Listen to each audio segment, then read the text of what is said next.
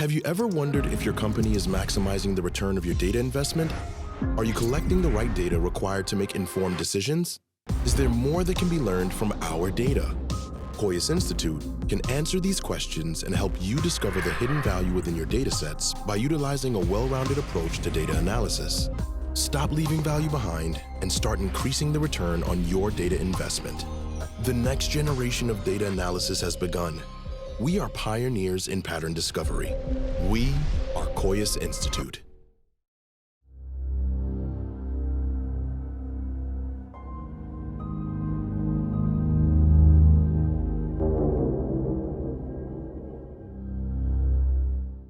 You know, we were talking the other week about getting something done because there's just been so many developments in the AI world and other things as well. So we've definitely got a lot to cover, and I think people are going to enjoy this talk and probably be a little bit freaked out by it. People were freaked out by the last talk. I was reading through the comments. Everyone enjoyed it, but there were a fair amount of people saying, "Oh my gosh, this rattled my cage a little bit." So just buckle up, because I think there might be a little bit more rattling to come.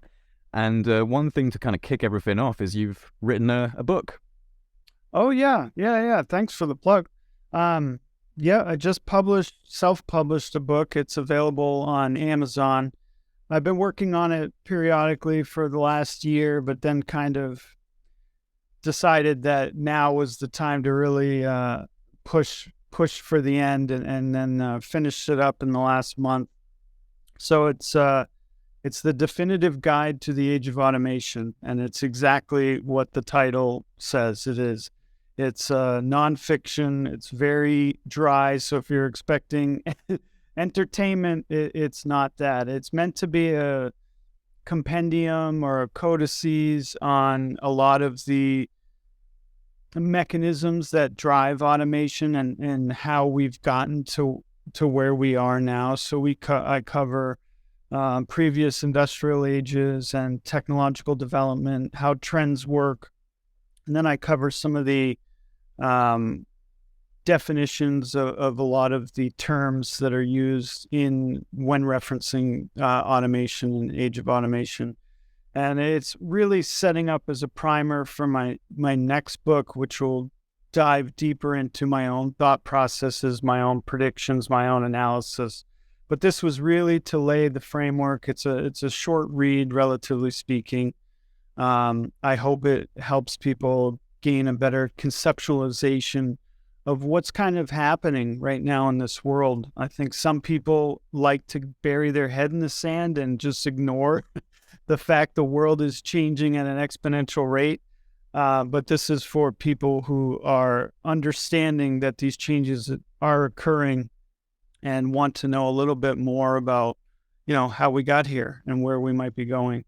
Links will be in the description box below, so if anyone's interested, have a click on that, check out Michai's book. And I have said to Michai that I would be willing and happy to do an audiobook version if he wanted me to. So put a comment below. Definitely. If you want to hear this British boy doing an audiobook. So yeah, let me know. But very, very interesting. Obviously, this is where the development of AI is coming into a much more refined level of sophistication. And we're seeing that acceleration take place now at a much faster rate, even faster, as you were saying to me the other week, than you actually expected it to, which kind of was one of the prompts for us deciding to get back on the record. Yeah, I'm more of a liberal analyst in terms of timeline. Like a lot of my associates and other individuals in the field have always much more conservative timelines. And so I was surprised to see that even my assessment was too long in terms of what's going on. So I want to get into that. I want to get into kind of some of the specifics of what exactly triggered that thought in your mind of, oh, actually, this is speeding up even faster than I thought. But first of all, just in terms of industrial revolutions and revolutions in general in human ingenuity, as we've gone through generationally, the printing press or the wheel, and even obviously the ability to create fire. These are all major catalysts in human history and human ingenuity. Where would you place AI? Is AI at the same level as the creation of the wheel and the discovery of how to manipulate fire? Is it beyond that, the same, below? It's only the same if we're looking at the metric of civilization disruption. So a lot of these previous industrial ages disrupt society, and disruption doesn't necessarily mean a negative connotation. It just means that it shakes things up. Massive change. However, outside of that singular metric, it's entirely different. Where the age of automation, or whatever nomenclature you want to use to describe our current revolution, AI revolution, is entirely different. And I say this every time. I've said it a couple times in our interviews, is that the key difference from the age of automation in regards to other industrial ages is that any new job, any new application, and anything new born from the age of automation will inherently be automatable. So what that does is that closes off the old labor loop where you had an industrial revolution. It offset some current positions, roles, and jobs and professions, and then created new ones. And so what we're going to see very quickly, and I'm seeing it now in the data, it's barely covered, but I'm watching the big tech companies who are actually AI companies. Amazon's not a product company. Tesla's not a car company. Apple's not a phone company. These are data companies, data-driven companies. And what I'm seeing is big layoffs. Why are we seeing layoffs? Because they're fucking leveraging AI. And this is what I've been talking about for years. And it's now... Didn't Google recently lay off a lot of their AI ethics team? The AI. Yeah, they did that a little while ago. I don't blame them. It probably wasn't really a necessary department because, I mean, what are they really doing realistically? I mean, you're just telling your executive officers about ethics. I mean, no one wants to hear that. So wasn't there, sorry to derail this really quickly, but wasn't there that guy in Google who was part of the AI ethics team for Lambda AI that was like, hey, this is sentient, this is a self-aware AI? Yeah. It's not sentient, not, and we can get into sentience and AI in a little bit, but when he had published his statement, it's not sentient. What he was seeing was really what we're all seeing now, is a significant level of intelligence that we used to think, and I say used to, like less than 10 years ago, we used to think that this was 50 years off. This was science fiction. We knew it was obtainable, but most people assumed that it was decades and decades and decades down the line. So we're seeing that now, and we're seeing the layoffs start. And I've admitted that I was wrong for a long time, in that I knew that automation would immediately begin to disrupt different industries. However, I had assumed for a long time that the initial industries that would be disrupted would be the more blue collar, the manufacturing, the I call it hard automation. Hard automation meaning robotic platforms and such. Boy, was I wrong. What we're going to see is a mass leveraging of AI platforms for white collar professionals. These are educated individuals, and I say educated, I mean like professionally educated, people with specific specialties, programming, technical, executive level, human resources, sales. All of these jobs will be minimized in very short time. And I've come up with a 3-pronged timeline in that assessment. So right now we're in the first prong. We're seeing companies, startups, much like my own, who are leveraging these new types of AI, these new generative AI, the large language models. We're leveraging these, creating all sorts of services and products with these AI. And so there's kind of like a boom right now in the startup world where hundreds, if not thousands of startups are creating these use case scenarios for AI. Man, it's fascinating. It's wonderful. That's the first prong. What happens during the second prong is that those people who started those companies will find that they're having a hard time selling their specific use case because AI, like OpenAI, just released its new plugin platform, which I'm hopefully get my beta invite pretty soon. But that entails this API consolidation, this coalescing of APIs that I've been discussing for a while.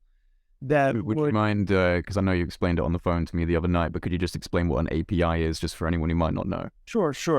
So an API is like a doorway into an existing digital service. So say I have a digital service in my fist, and I'm a business over here.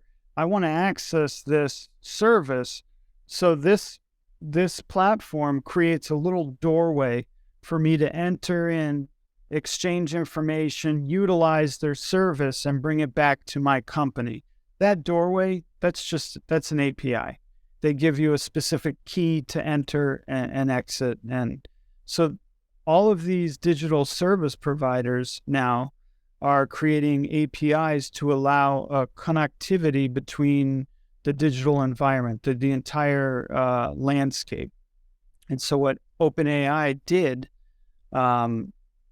really is about to change the game and increase my exponential curve assessment quite a bit. So they've instituted a new feature that they haven't released publicly yet, but it will allow users, companies, developers to utilize existing APIs. For example, I think one of the most significant kind of plugins that will go with GPT is Wolfram Alpha. Now, I've said for a long time that GPT would never become sentient without any sort of calculation or statistical modeling or any advanced mathematical capabilities. With Wolfram Alpha, I mean, I'm stretching my mind to try to envision its capabilities because it's really mind blowing. For example, What's Wolfram? What's Wolfram Alpha?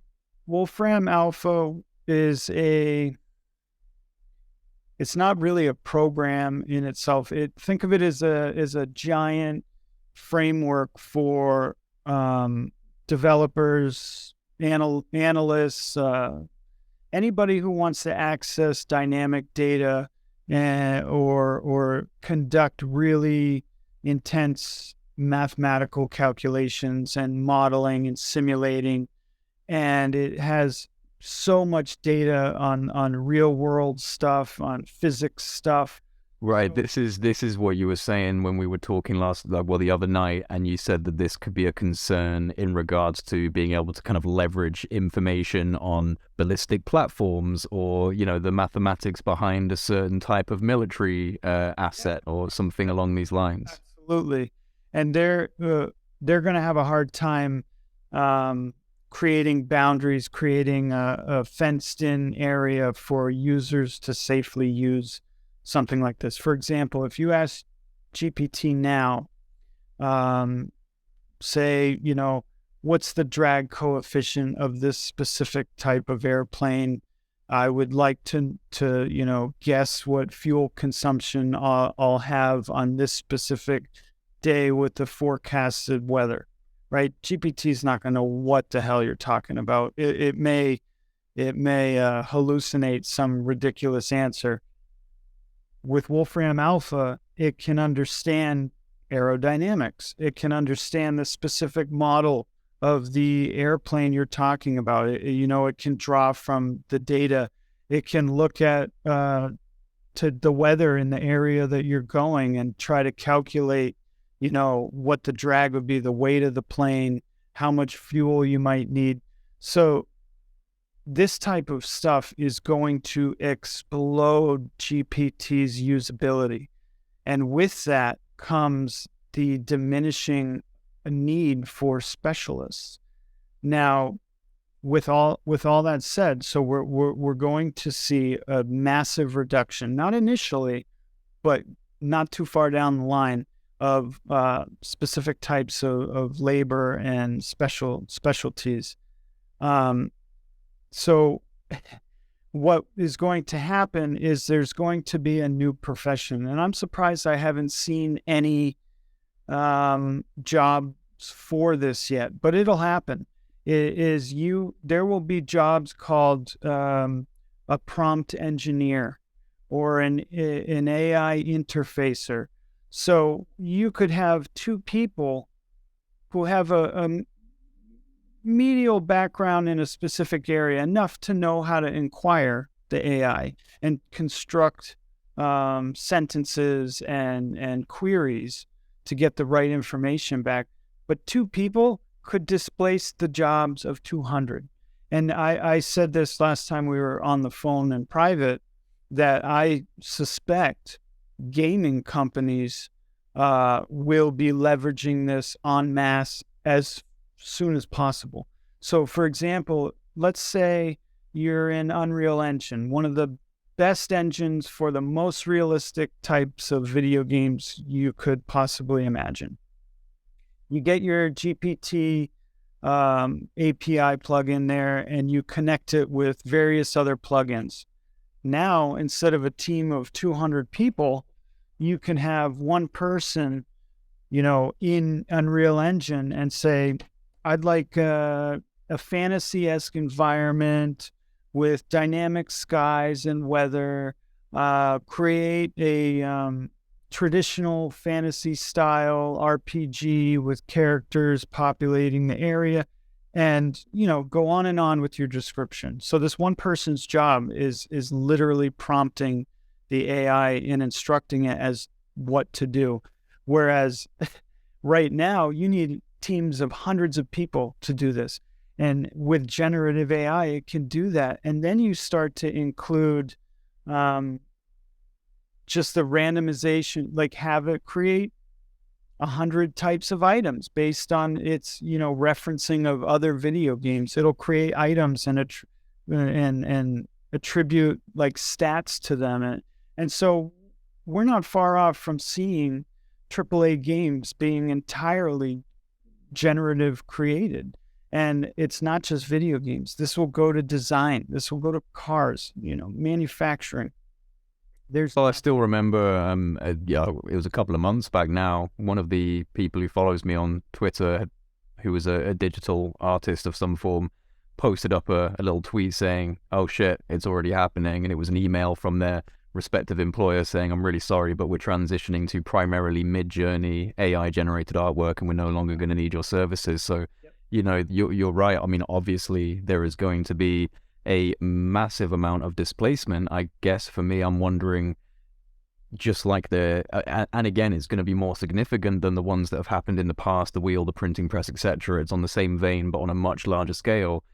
Is there still a net positive that can be gained from this in the long run? Or, where are these displaced people going to go? I mean, society, how can AI come in through these companies whilst it completely destroys society? Because if it does that, then there's nothing for the AI to propagate through. There has to be some form of a system with us involved. You're smiling at me. He's going to drop some horrible bomb right now. Because these people, and that sounds too, to mission. These executives, these professional executives, they completely lack the foresight of what they were doing. And that's why we see now, I just read on the news today, Elon Musk and about 1,000 other leaders of industry are trying now to slow down the development. Because why? Because they didn't foresee that this would collapse the economy. And it's just so I want to say naive, but it borderlines ignorant to not consider the greater effect of what's going to happen. And I think they are seeing it now, and they're panicking. And then in the meanwhile, like I could go into great depth as to why I think that is the stupidest decision. Had they said this 10 years ago, that would have been a great idea. Stop development for a bit while we institute, and enact policies to, either tax automated services or, institute some sort of guideline on the market. But they missed that. This is what you were trying to do for a number of years, and that's why I guess I'd love to ask if you feel at all vindicated or more frustrated at the people that have neglected to do this, even though they're the kind of thought leaders, the shakers, the movers, the ones that are bringing this out. You've been there for seven or so years trying to raise awareness on this in corporate environments, and basically it just fell on deaf ears. And now it's all happening. It's a mixture. Like I said, had they done this initiative a few years ago, I might have felt validated. At this point, I'm concerned. I'm concerned on multiple levels. If they are able to lobby Congress and the House to institute some policy to mitigate the development of AI, what a fucking mistake that'll be. Because what's going to happen is that all the general public of the Western world will no longer have access to AI, while all these bad actors and countries who don't give a shit about our policies continue to develop it for their own gain.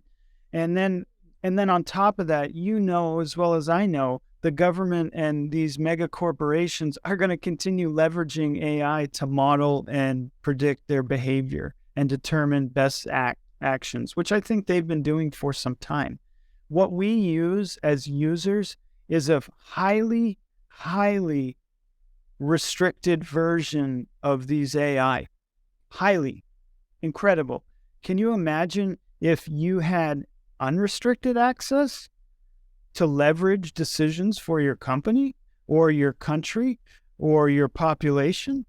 You could do pretty much anything. Kind of seems like that might happen though, right? Like us plebeians I think Microsoft. I think as soon as Microsoft acquired OpenAI, they began leveraging, and you can see this. I haven't charted it out, but you can see this. Microsoft has been relatively stagnant.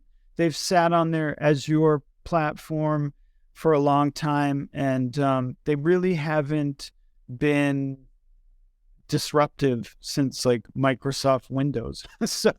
And then all of a sudden they're pumping out the most disruptive things left and right. And I suspect it's because they're leveraging unrestricted generative AI to access, all sorts of data and then create best practice scenarios to move forward. And I don't think they're the only ones doing that. So if they're able to lobby and enact social policies to restrict our use, we have a big problem, huge problem. What really needs to happen is we need to educate the entire high school.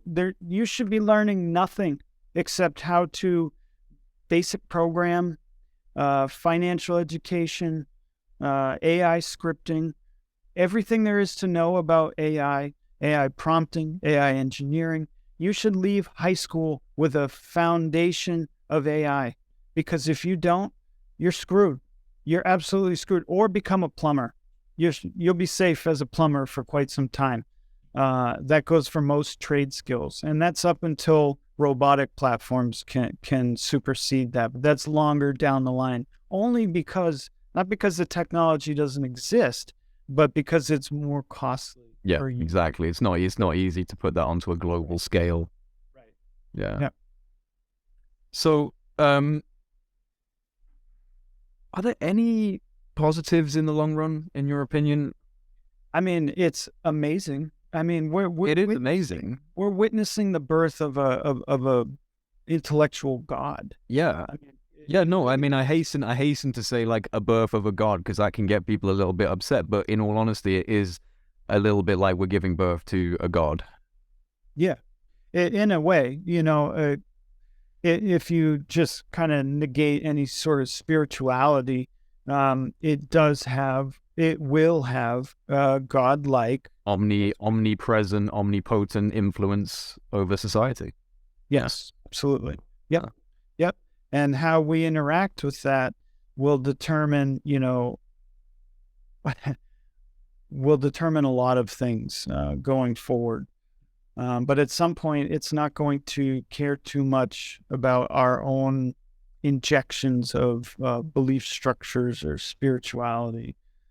Didn't you say that there was an AI that's basically just running its own business now, that someone let it loose and it started investing? Can you tell people about that? That's crazy. Yeah, I wish I remembered the name. So on my LinkedIn feed, I've been following this executive who's been running this kind of experiment where he set up a company, and he has a couple AI that run it. I don't mean like completely autonomously, but it has the AI do all of the key strategic decisions, create the products and services. And last I read one of his posts, it was like crushing it. It had huge profit margins and was just absolutely annihilating. And what I'm seeing is that not too far from now, we'll have entire AI-driven companies that maybe are, owned by one human, and then has a number of chained AIs working on the company, updating the website, creating their services, communicating with their clients, and sending, distributing, whatever. And this is not impossible. We have the technology now to do this. It's just a matter of integrating everything, which is not too far away. I mean, people are doing it now. My company, is doing this now. We just kind of Frankensteined a large language model, AI, for our company. And it was born out of this notion. My colleague had told me that he had an associate look at our website and said, the website looks great, but what is it you do? He's like, I couldn't readily tell what your company does from the website. And I said, okay, that's good feedback. So I went to the website and I was thinking, how much text can I really put on this damn website? People aren't going to read all of this. I was like, it would be nice if there was an AI that you could communicate with and get any sort of information about your use case or potential use case. So say I'm a brick and mortar shoe retailer. I sell sneakers. You could write that to our AI and ask it how we can potentially help you based on the data you collect. And so the AI has been trained on all aspects of our services, everything about our company that isn't restricted. And we'll do that. And I looked everywhere for this AI. I was like, there must be a company or business that offers this. And there wasn't. And it took me all of a day to figure out how to piggyback off an existing, platform and then do a bunch of Frankenstein. Right. So, I mean, as it stands, you have the first AI assistant large language model. Maybe. I can't confirm that. I'm sure we can't be the only people who have thought of this. I'm sure I looked around though, because I wanted to just buy the service. I was like, shit, I'll pay, a reasonable amount to just get this in our website quickly, because what it does is it offsets my need for a sales team. It offsets my need for a call center. You can literally ask our AI anything about our company and how it can help you. And it knows based off training what your company does and how we may be able to assist in terms of data. And this, again, I'm not a programmer. I know very little Python. That does not qualify me as anything. And I was able to do this in a day. Now, what are people doing who are developers, who are programmers? How are they envisioning these uses? And this is before GPT even has the plugins available. So we're about to see an explosion of AI that I have trouble envisioning. I think websites may likely become a thing of the past. I literally, if you look at our website, Coeus Institute, if you look at it from your phone, I don't even show a website. What's the point? All you have to do is talk to our AI, and it'll tell you everything you need to know. And so you don't have to scroll through page, and load, and you can just talk to the resident AI. And I think a lot of companies will probably be doing this very quickly, very soon. It's not even worth patenting or trying to pursue, because by the time that paperwork gets through, a million people will have done it. And like I said, I'm not certain that some other company hasn't done it either, because it's very simple. It wasn't like some genius idea that I had been cooked. Like I said, it was just born out of a necessity. And I used AI to help me make the AI, which is a whole level of irony. And it talks about what I was saying. Anything born out of the age of automation will be automated. Will be inherently automatable. Again, I'm just coming back to this attempt to envision what happens to the leftovers who have now been discarded from all of these companies. I mean, I'm just trying to envision, because a lot of these things can be very beneficial, and you're obviously, I mean, you've put a lot more thought, and you've given a lot more of your time to looking at the projection of where this is going. So I guess for me, I'm just seeing, these initial developments, and like everyone else, I'm getting involved in ChatGPT and enjoying it and going, wow, this is crazy. And, like yourself, you're using AI to assist you in Coeus, in the business with the website. So there's, like you said, right now we're at that stage one, right? That stage one where people are benefiting, people are utilizing it. It's kind of still a shared collaborative space between human and AI. And we talked about this last time, but I don't know if maybe you've refined how you're looking at it, in terms of, when is that going to stop? When are we going to turn around and go, oh my God, I can't even get a job now because there's nothing for me. There's nothing for my skill set. It's very worrying, because I want to genuinely be optimistic about AI. All of the Star Trek fantasies of how, artificial intelligence... That will be real, right? Right. Those technologies, many of them will be real. Teleportation, probably not, but some of the other stuff, like the computer system on Star Trek, that we already have that, Well, my my long-standing kind of forecast was 2030, but that was very dependent on my prediction for the API coalescence. That's what I've talked about before. That just happened. So I was expecting that years down the line, maybe 2 years down the line. That will be a pivotal moment for AI in terms of how quickly things start to converge into singular AIs that do millions of different tasks. So what we're talking about are the precursors of a legitimate AGI. And for a long time, when I brought up AGI, it was, scoffed at. I'm just a fantasy guy, sci-fi guy, thinking things. And it was very clear to see, if you just look at the data and trends, that this was going to occur. But at the rate that it's going, I'd have to say that it probably just knocked 3 or 4 years off my initial assessment.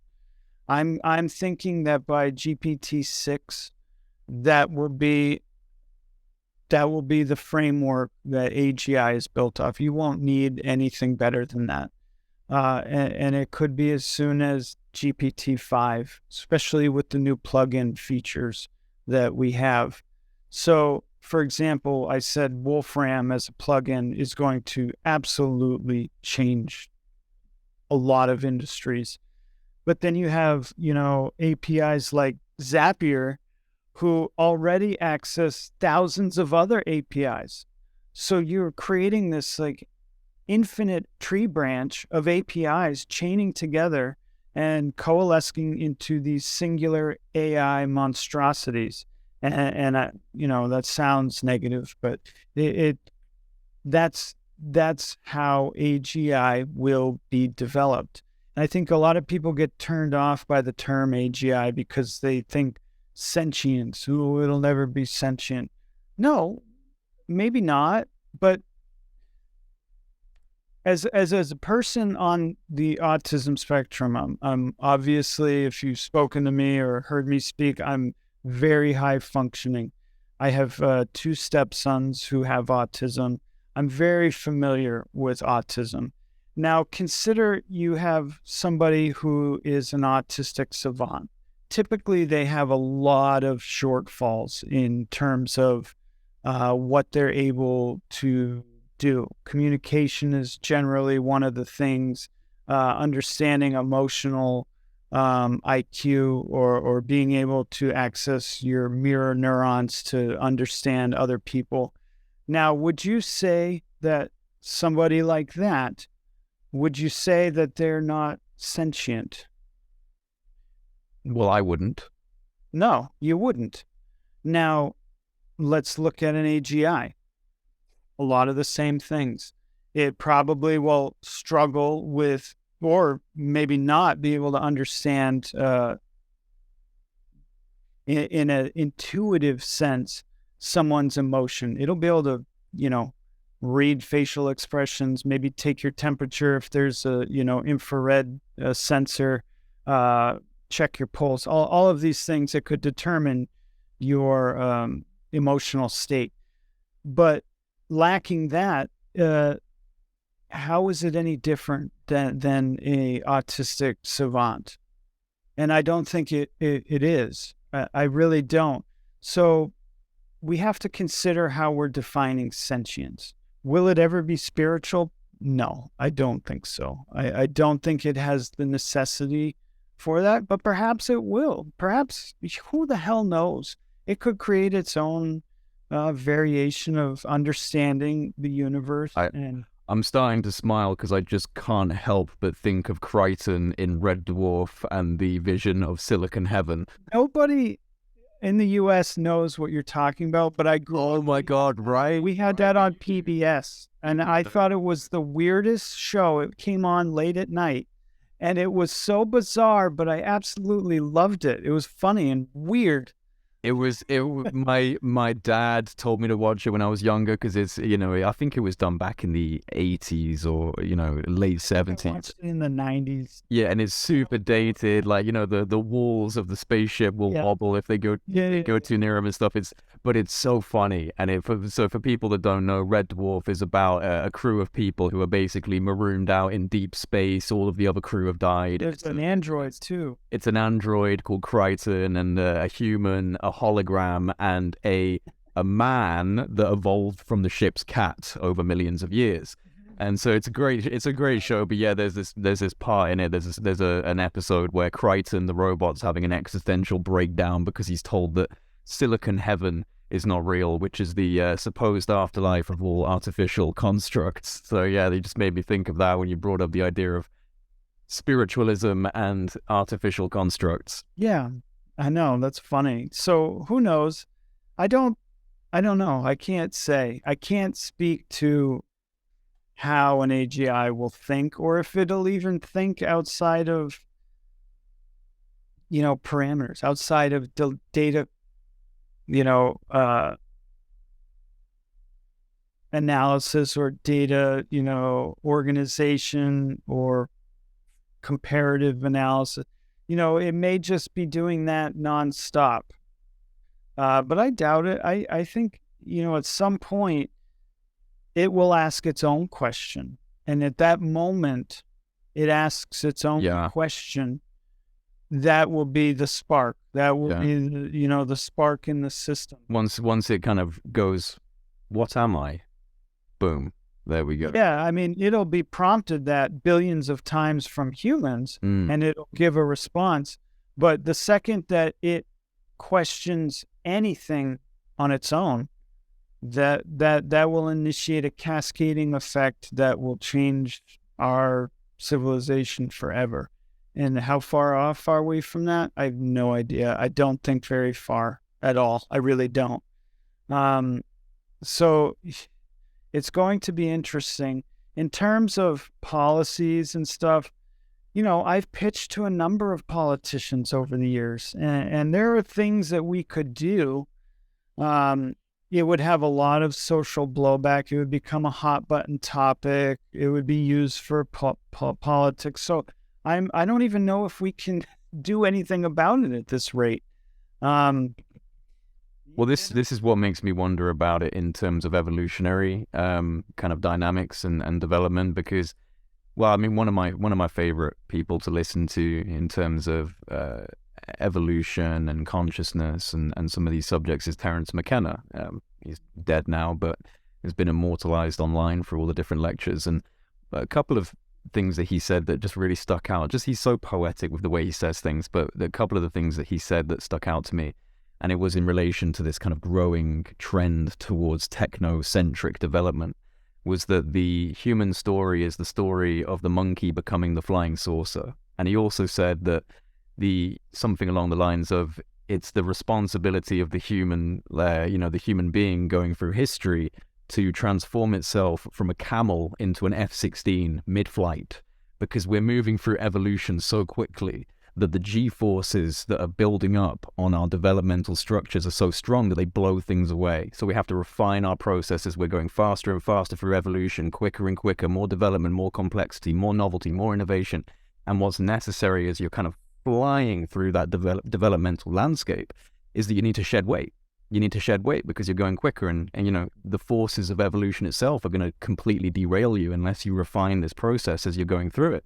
So his whole concept was that as we're going faster and faster through time, which is happening just based on the amount of events we're packing into time, 1,000 years ago or 10,000 years ago, the amount of events that occurred in one day compared to the amount of events that occur today in one day is astronomical. I mean, in terms of information and data and innovation, it's not even computational. So we are like hyperspatial speeding right now through evolution. So it makes me wonder if AI is literally this shedding of weight. It's, yes, there's going to be displacement. Yes, there's going to be chaos and people are going to lose jobs, and there's going to be things that outright seem really bad. But is it, in the long run, a refining of our streamlined ability to move through evolution? That depends on if we succeed the singularity. If we're able to leap over it in one piece, yes, it will be a success. If it is our stopgap, if it's our filter, if it's the great filter, then no. And it won't be the technology that destroys us. It will be us that destroys us. Our inability to rapidly change, like you're saying. Our bureaucratic process, our political systems are so disgustingly corrupt. They're so bloated. They're so inefficient that they can't keep pace with what's happening. Right. But that's becoming more clear. That's becoming more clear to people, which could be a part of that process. I know. And what's going to happen is that it's too late. By the time a policy goes through, let's say if they're able to draft one, pass one, publish, get it, everything done, it's going to be too late. So we needed to have policies that taxed corporations on the use of automation. And it doesn't have to be a lot, but what that would have done, it would have been a natural progression control, because companies would be like, okay, well, we don't want to automate too much right now because that's going to cost us a lot. So let's just do a little bit now. We'll do a little more next year. Instead, we have an absolute free-for-all. Because why? Because the way the free market is structured. Yeah, there's just not enough checks and balances in place. You want to do anything that increases your competitiveness. And what is more competitive than, firing 10,000 people and having 5 people be prompt engineers? Right. Right. I mean, So this, really, this is the classic of Icarus flying too close to the sun. Too quick, too confident in themselves. yeah, but Icarus was told not to. So, Well, I mean, you went around trying to tell some of these people I'm a not to. nobody. In terms of like politics, in terms of Yeah. celebrity, I'm a nothing. So it's no surprise that they didn't listen to me. Who's this nerdy, tech consultant, science consultant, like trying to call me and write me emails telling me about what automation? What the hell is automation? Who cares? So, they didn't want to listen to me. Now I bet a lot of people wish that they did. Or who knows, they might be on their last term, so they don't give a shit. They'll worry that the next person will worry about it. Right. Well, that's an inherent problem with humanity in general, is that we are quite we're reactive, not proactive in terms of how we respond to a lot of. In the West, that's how we are. Not so much Eastern. Well, no, yeah, they have long-term goals, long-term visions, whereas we deal in the short term. Yep, short-term game. Yeah, it's unfortunate. So I had proposed a couple things in some of these discussions and presentations I had with legislators. One of which was, like I said, we need to develop a system to figure out how to tax automation, whether it's, the amount of data being automated, whether we have federal auditors who specialize in automation so they could look at the company and figure out how they're automating, or, whatever. We could have figured that out. We had plenty of time. Nothing happened. So the free market just went absolutely bananas with AI and automation because it's the greatest competitive edge. So if your competition's doing it, you're going to do it and do it better. And that's that hyper automation that I talked about. The other thing was, if we're not going to do anything about it, we need to prepare for mass populations who will no longer be needed for jobs. I'm not saying the people aren't necessary, but the jobs in which they were performing won't exist. So that team of hundreds of designers and developers for a video game, don't need them all. Everything can be generative made. Everything can be instructed and prompt engineered through a small team. That goes for design firms. That goes for manufacturing firms. That goes for analytics companies. Even my company, for example, it won't be long. I mean, maybe 5 or 10 years before, an AGI or something equivalent replaces all companies like mine, where you can just, as a user or an individual, interface with the AI and have it do it for you without paying a specialty boutique company to do it. And so that is the third prong.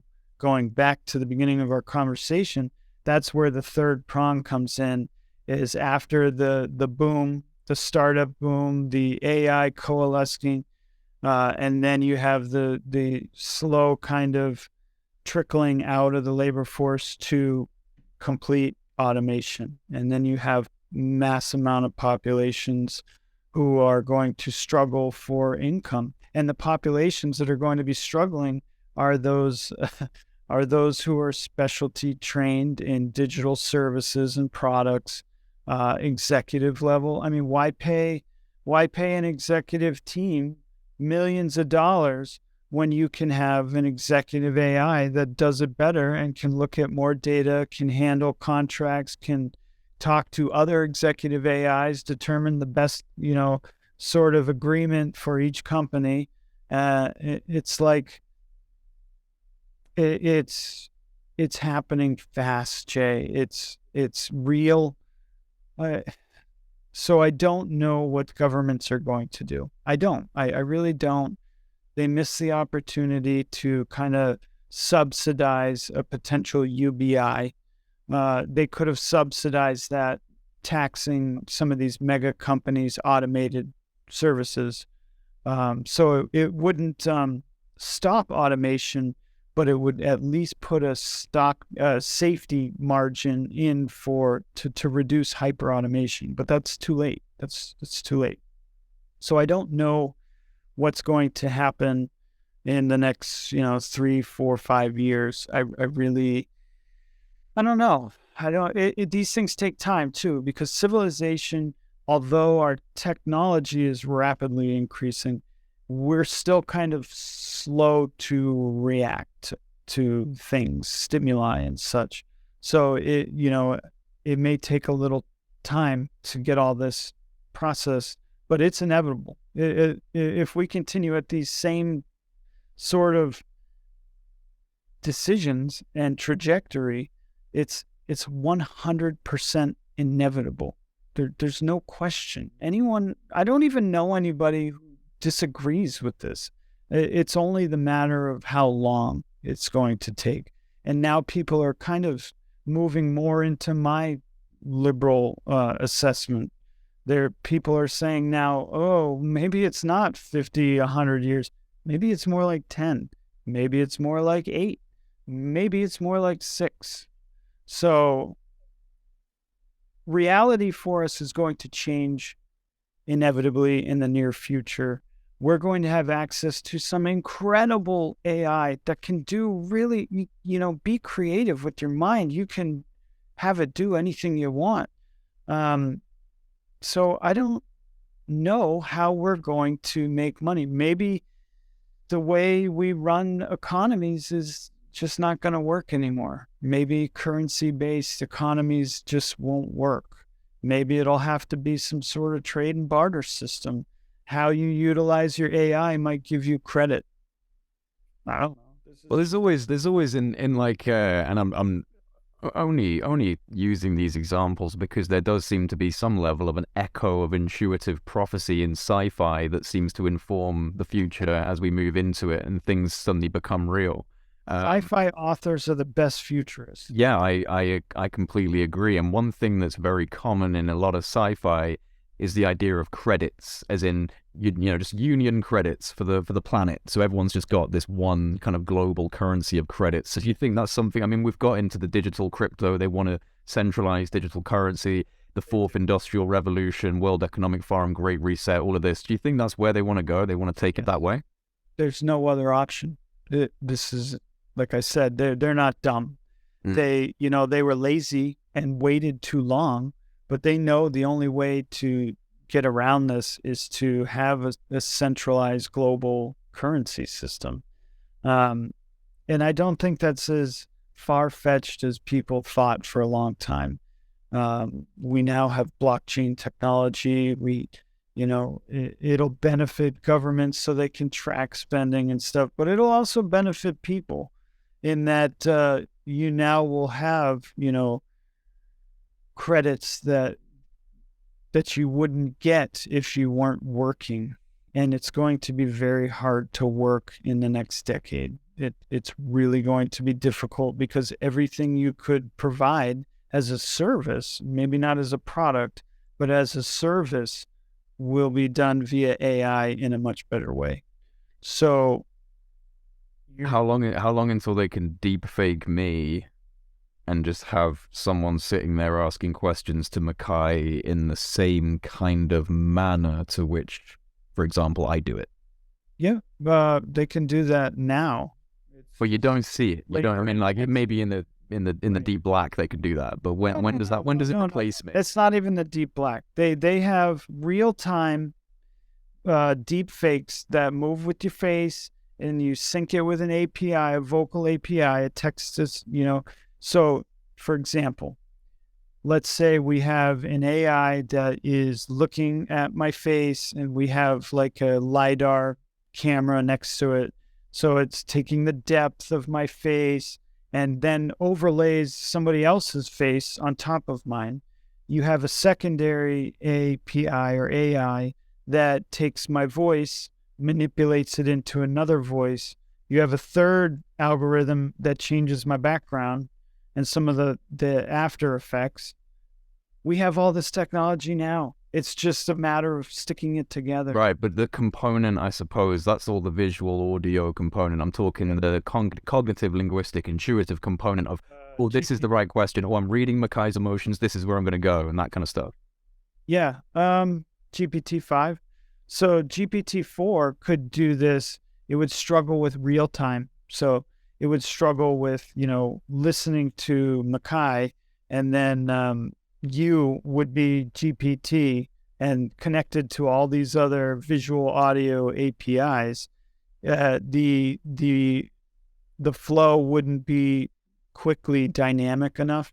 It also doesn't. You'd have to be connected to another API that understands emotional IQ. Right. Yeah. Again, it's not impossible. No, but this is what I'm saying. I've still got a little bit of time. A little bit. You got a little bit, maybe a year, 2 years. No, I'm serious. Oh, man. A year or 2 years. Yeah. So Wow. GPT-5 will function, the same way as GPT-4, but again, better trained. Will probably have more advanced plugins because GPT-4 is brand new and it's releasing these plugin features. So think about a year from now, how many apps are in the iPhone ecosystem or the Apple ecosystem? All those apps help you utilize your phone or tablet or laptop. Some of it's entertainment associated, but a lot of these APIs will help leverage GPT to do all sorts of things. And then when you start chaining those together, creating a fake you is not difficult. It's not even difficult. It really isn't. It's just no one has really taken the time and effort to make it an easy thing. Some people already think I'm a deep fake, according to Twitter. I get all sorts of weird. Yeah. Let me ask you this then.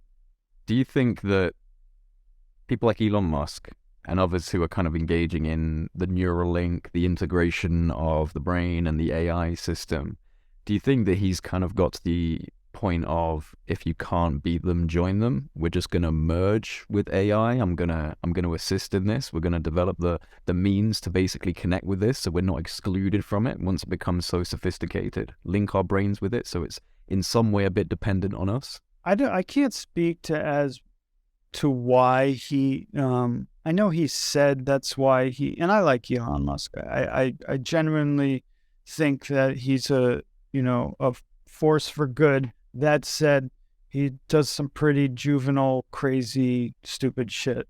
But in general practice, I think a lot of the things he's done for humanity is much better than for example, the fellow billionaires who kind of associate. You see, let's play a game. Let's play a game. This will kind of address your question. Let's look at all the technologies that exist right now. Let's pick some. And we'll just stick them together like we have a development team and a few $1 million. So if we do that, they have brain interfacing technologies. I've been following this for a very long time.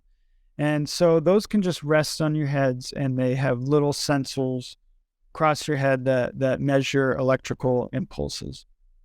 Now, when you pair that with AI, it can learn what certain signals or frequencies are associated with behaviors or motor skills that you're doing. For example, if I wanted to train a headset and I continued to move my left arm and told the AI I'm moving my left arm, it now has an association. And you can do that with computer interfacing. So at that point, these technologies exist. So now I have a brain thing sitting on my head. I'll think about words. And if at a high enough resolution, it will be able to understand the words you're saying in your head and systematically send that to a program like GPT, who is connected to your computer via APIs. And what it could do then, I can think, GPT, could you please tell me how to create a JavaScript program to do blah, blah, blah, blah, blah, blah. And GPT will provide the answer in your, little lens, with a screen in it, or a pair of glasses, who knows? So those frameworks exist. And so it'll give you the answer in your lens, and then you say, well, create an executable file of that program and then run it. Okay, it does that. And then all of a sudden, now all your emails are being collated and time-stamped, and, you have your calendar synced up to your conversations that you have with people. So anytime you talk to somebody and they're like, oh, why don't you meet me for coffee? It'll listen, or you could tell it, think it, say, GPT, make a event for blah, blah, blah to meet so-and-so with coffee. So this is not far-fetched. Everything we just mentioned, we have the technology to put together. The number one hurdle is cost and clunkiness. Those things are diminishing rapidly, always have. That's innovation. Things become more efficient and more cost-effective as time goes by. But we're seeing AI becoming so cost-effective. For example, if you would have told me a year ago that I would have a GPT clone running on my computer without internet, I would have told you were full of shit, because you needed like a whole center of NVIDIA processing cards pumping out, all of this information. Now with Llama and Alpaca, you can create, and those are meta AI platforms. You can train a data set to run off your computer. So on my personal computer, I have a GPT clone. I can ask it questions. That's crazy. That's crazy. Isn't that insane? That's insane. You put this. Have you found many, like, in terms of like in comparison to the online GPT? Have you found much of a discrepancy between capabilities? Yeah, GPT is far the best. Yeah. In terms of large language models, is that what you mean? Yeah, like in terms of its like functionability and like how well it functions. It's so far ahead, and not in terms of just how many parameters it has. It's so far ahead in how it's using its neural net, how it's trained itself. And now with the plugins, it's probably going to be the flagship for some time, unless there's this unicorn startup that comes out of nowhere and blasts it out of the way, which I highly doubt. Google is going to struggle in the future. Maybe not. Let's not say struggle. They're not going to have a hard time paying for lunch. They're going to be fine, but they're not going to be the behemoth that they were. I think Microsoft is going to make another run, and it'll end up being like it was in the late 90s, early 2000s. How long do you think they've been sitting on that, Microsoft? Because there was such an aggressive, sudden, outburst of innovation. They must have been holding it back for a while. No. They purchased OpenAI. OpenAI was originally a project with Elon Musk and a couple other people, right, to create an AI that was open and friendly, and so it really isn't. I mean, it is accessible. You have to pay a little bit. And it's within highly restricted confines. Like you're getting maybe 5% of what it's capable when you use it, literally, honestly, because it's not accessing dynamic data. It's not accessing, the internet at large. So you're getting a very small portion. On top of that, it won't give you stuff it doesn't deem socially safe. Mm-hmm. Don't want to I've noticed that.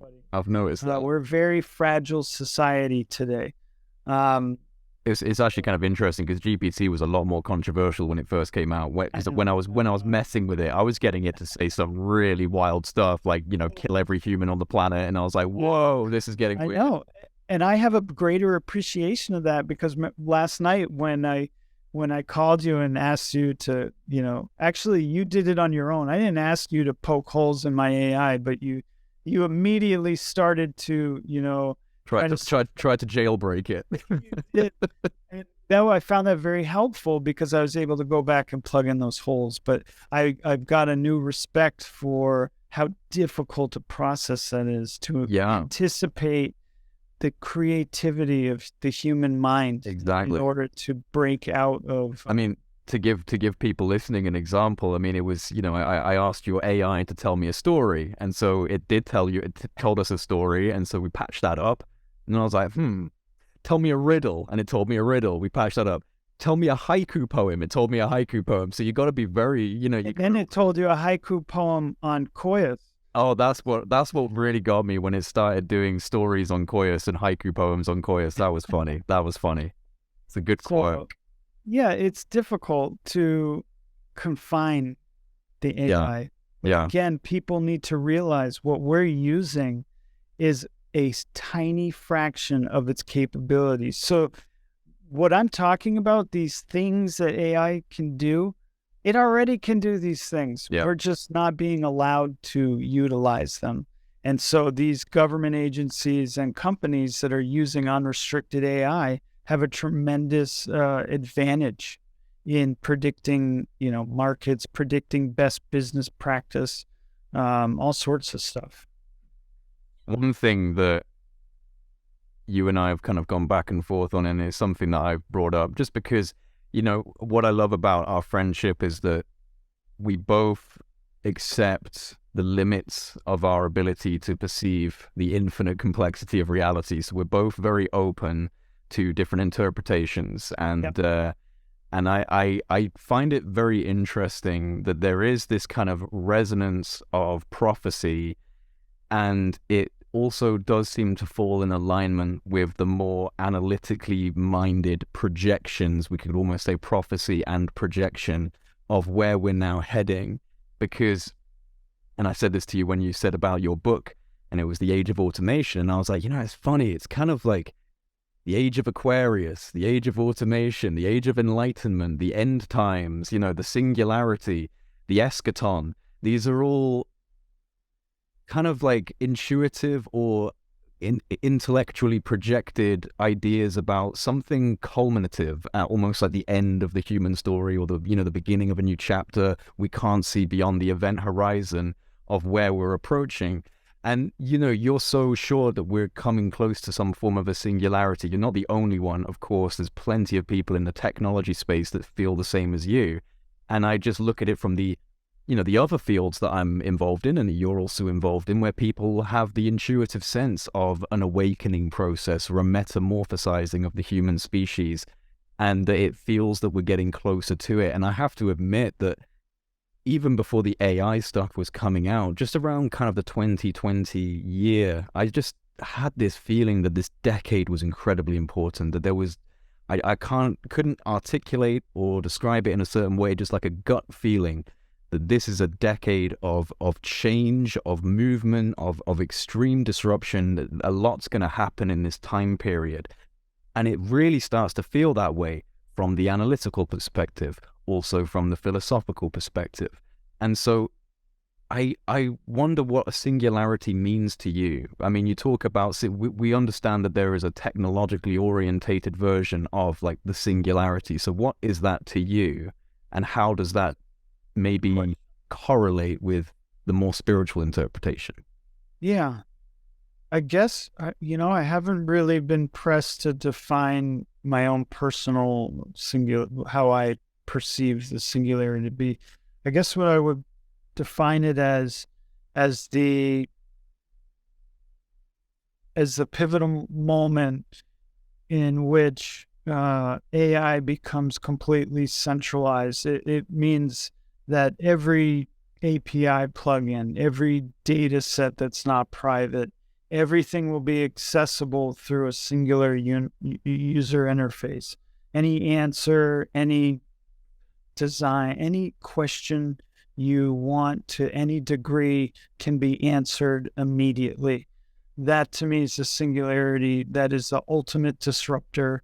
I mean, when you're at a point where you can say, please design me a new type of aircraft that weighs this much, and then produce the schematics, send those schematics, and it does all of that in an automated fashion. That is the singularity, because what that does is it takes the human need out of the loop. And we're getting there very soon. I mean, humans will have roles for some time, but that role is a diminishing return, and it's diminishing slowly now, but it's growing quickly. So that is another exponential. You could call the age of automation the age of exponentials, because everything is changing exponential. And for people who don't know exactly what exponential means, it's if you're looking at a graph and it's represented by a curve that steeply inclines to a vertical line. So it starts at a horizontal to vertical. And this curve is what differentiates, how exponential. And so the moment that we get close to being vertical, that's the singularity. That's, what are we going to do after that? We can do anything. Are we going to destroy ourselves with war? Are we going to use this centralized AI to develop weapons, or are we going to use it to develop a new type of propulsion system or new meta materials? All of these things it will be able to do eventually. A lot of the capabilities are already there. We just haven't kind of put them all together. Hey everyone, I'm sorry to interrupt what I imagine is a really interesting conversation. I just wanted to let you know about Project Unity's new merchandise store. It's a great way to help Project Unity grow, and you get some stylish merchandise at the same time. You can also choose to support Project Unity via Patreon for as little as $4 a month, and this will give you access to our private Discord server, which has become a bustling social hub full of researchers and passionate people, a very friendly community, and we would love to see you become a part of it. You can also donate through PayPal if you like, and links to all of these can be found in the description box below. And of course, to help us in our battle against the YouTube algorithm, the best thing you can do is like this video, subscribe to the channel, and hit the notification bell to stay updated. And now, I'll let you get back to that fascinating talk. It's fascinating because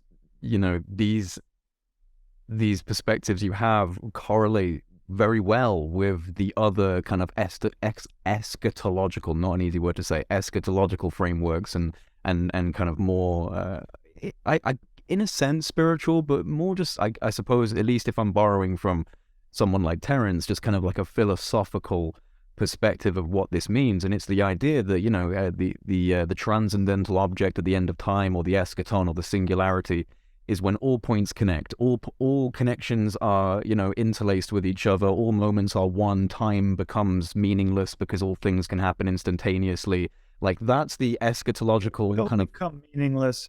Because when you prompt something like that in AI, like the one I'm proposing, it's not difficult to say, please reference the human genome in general and develop a method application to reduce telomere destruction and increase the longevity of a human lifespan. It will access all the things it knows about chemistry, physics, computing. And then when you start pairing quantum computing with this... That's something I was going to ask you. How do you see quantum computers integrating with this and changing? Only a matter of time. Right now, the quantum computing languages are difficult to port to quantum computing because it uses an entirely different kind of structure. This is something that you'd be better off asking someone like Deep Prasad or a quantum scientist.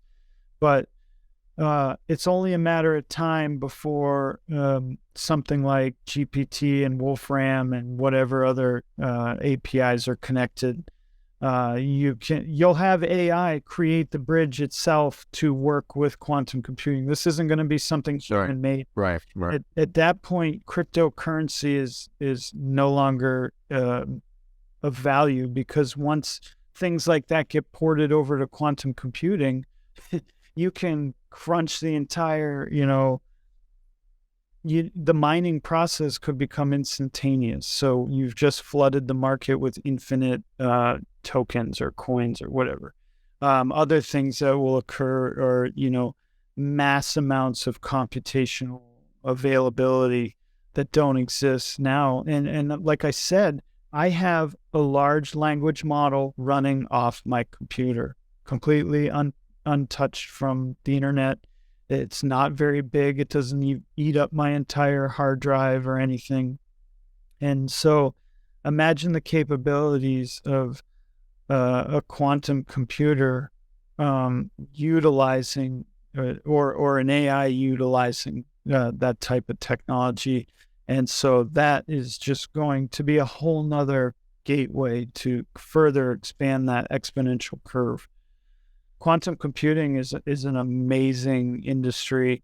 I have to admit that while I have some cursory knowledge, a lot of it is so complicated that outside of the basics, I really don't understand. But I do know that it's pivotal for simulating genetics and material science and stuff like that. A lot of companies are utilizing it to do these things very effectively.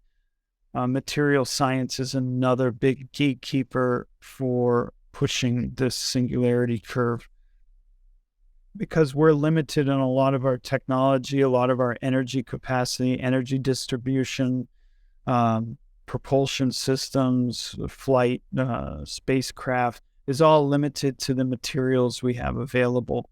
And now as we develop new materials to meet these criteria, we can expand further and further as to what we can do, especially with energy storage and energy distribution.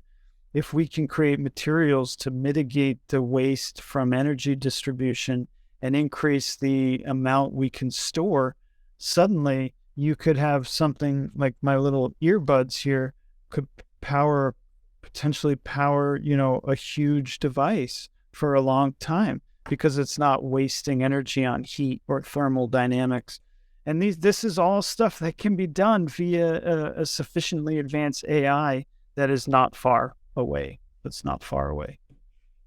I mean, maybe we really are. Maybe this really is the story of the monkey becoming the flying saucer in a sense. Maybe this is how that next step happens. You have to shed your earthly suit in some form and embrace a new form. And this might be that aspect of the new form coming into place. And people feel that there's a lot of resistance to that. And, I obviously as someone who has a level of spiritual identity and sympathizes with people on that section of the discussion where it's like, this is artificial, it's inorganic, it's not natural, it's not the spiritual way. You should find this within yourself. You should be able to do these things without the assistance of neural tech or anything like that.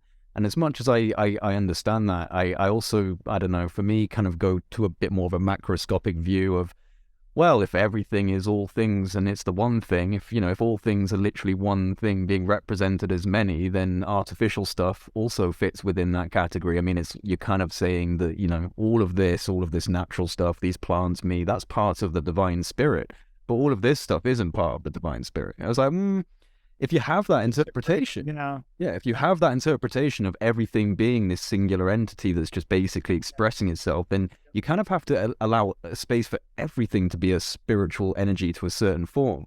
And, it's the same argument with psychedelics. A psychedelic's a cheap way to get to expanded states of consciousness. And I kind of see it in a different level. I think that, you're not going to convince everybody in the world that transcendental meditation is a discipline they should be engaging in every single day. So what's a good fast route to unlocking more expansive versions of your mind? A psychedelic experience can certainly help in that situation. And maybe AI is another type of thing where it just looks like it's this imposing external force, but it's actually a production of the human spirit. It's a production of the human being. It's something we are excreting into reality ourselves. No one else is doing it. It's us. We're doing it. I mean, not me and you, but as a collective, this is our baby. We're producing it. So I'm kind of flip-flopping back to that. Is it evolutionary? Are we making a massive fucking mistake? Or is this just part of the process, Is it part of the process? I think that this is obvious based on my own assumptions. This is complete conjecture and speculation. But I feel like AI and the technologies we're developing now are an integral part of the consciousness experiment. In terms of biology, perhaps the whole point of biology, if given enough time and enough space and the correct environment, will always create technology to some degree and create some sort of artificial intelligence. And I've used this example before, but perhaps biology, chemical biology, is just the biological stem that holds up the digital flower, in which, once that opens, it spreads, digital entities throughout the cosmos. I don't know if that's the case, but it may be. It may be a fluke. It may just be a statistical anomaly. I doubt it. I really doubt it. Consciousness, if given enough time, will be creative. That's how we survive environments. That's how we overcome challenges. And I don't think that's unique to us individually. We see dolphins, we see other intelligent creatures utilizing primitive tools. And like we said before, and you laughed about it, and there's been funny memes of dolphins with arms. But if we gave some of these creatures the ability to integrate appendages that could manipulate their environment, what would they do? How would their brains change over time? Well, I swear I read something recently, and hopefully it's not fake news, but I'm pretty sure it came from a science mag, that they'd looked at dolphins, and basically they've discovered that they're able to, through the sonar, they're able to project images into each other's heads. Yes. So they can visually communicate images. So these creatures are probably having very sophisticated, dynamic group conversations, memories, generational thoughts. I would not be surprised. Can you imagine? But the only way I can tell you about the tree that's in my yard is if I say it's about 30 feet tall, it's got 5 branches. What if I could just send you the image through sound? Yeah. I mean, it's fascinating. Absolutely. Fascinating. And cuttlefish do this too. They communicate through patterns, pulses, colors. And so communication is amazing. It's I mean, this is almost like telepathy. It really is almost like telepathy. And I mean, there's a medium through which it's traveling, of course, and it's using sonar, but it makes me think of what we were saying just then about AI, the integration with the brain, the ability to kind of have a brain-computer interface. It's almost like, and also kind of going back to that argument of the natural way to embrace human innate abilities, it's almost like we're creating an electronic version of psychokinetics. Like we're creating telepathy, we're creating, psychokinesis, but it's using this electro-neural sphere medium of AI and data to kind of transfer that medium across from, brain to computer or from computer to brain. So there's this middleman in between still, but it's almost like it's whittling down. It's becoming less and less of a middleman until I guess at one point we just have our brains communicate with machines, like naturally, like I just think thoughts and they just, there's just a complete symbiosis. We're going. Yeah. I have a question for you. How do you foresee a successful leap over the singularity? What do you think the world will look like after that?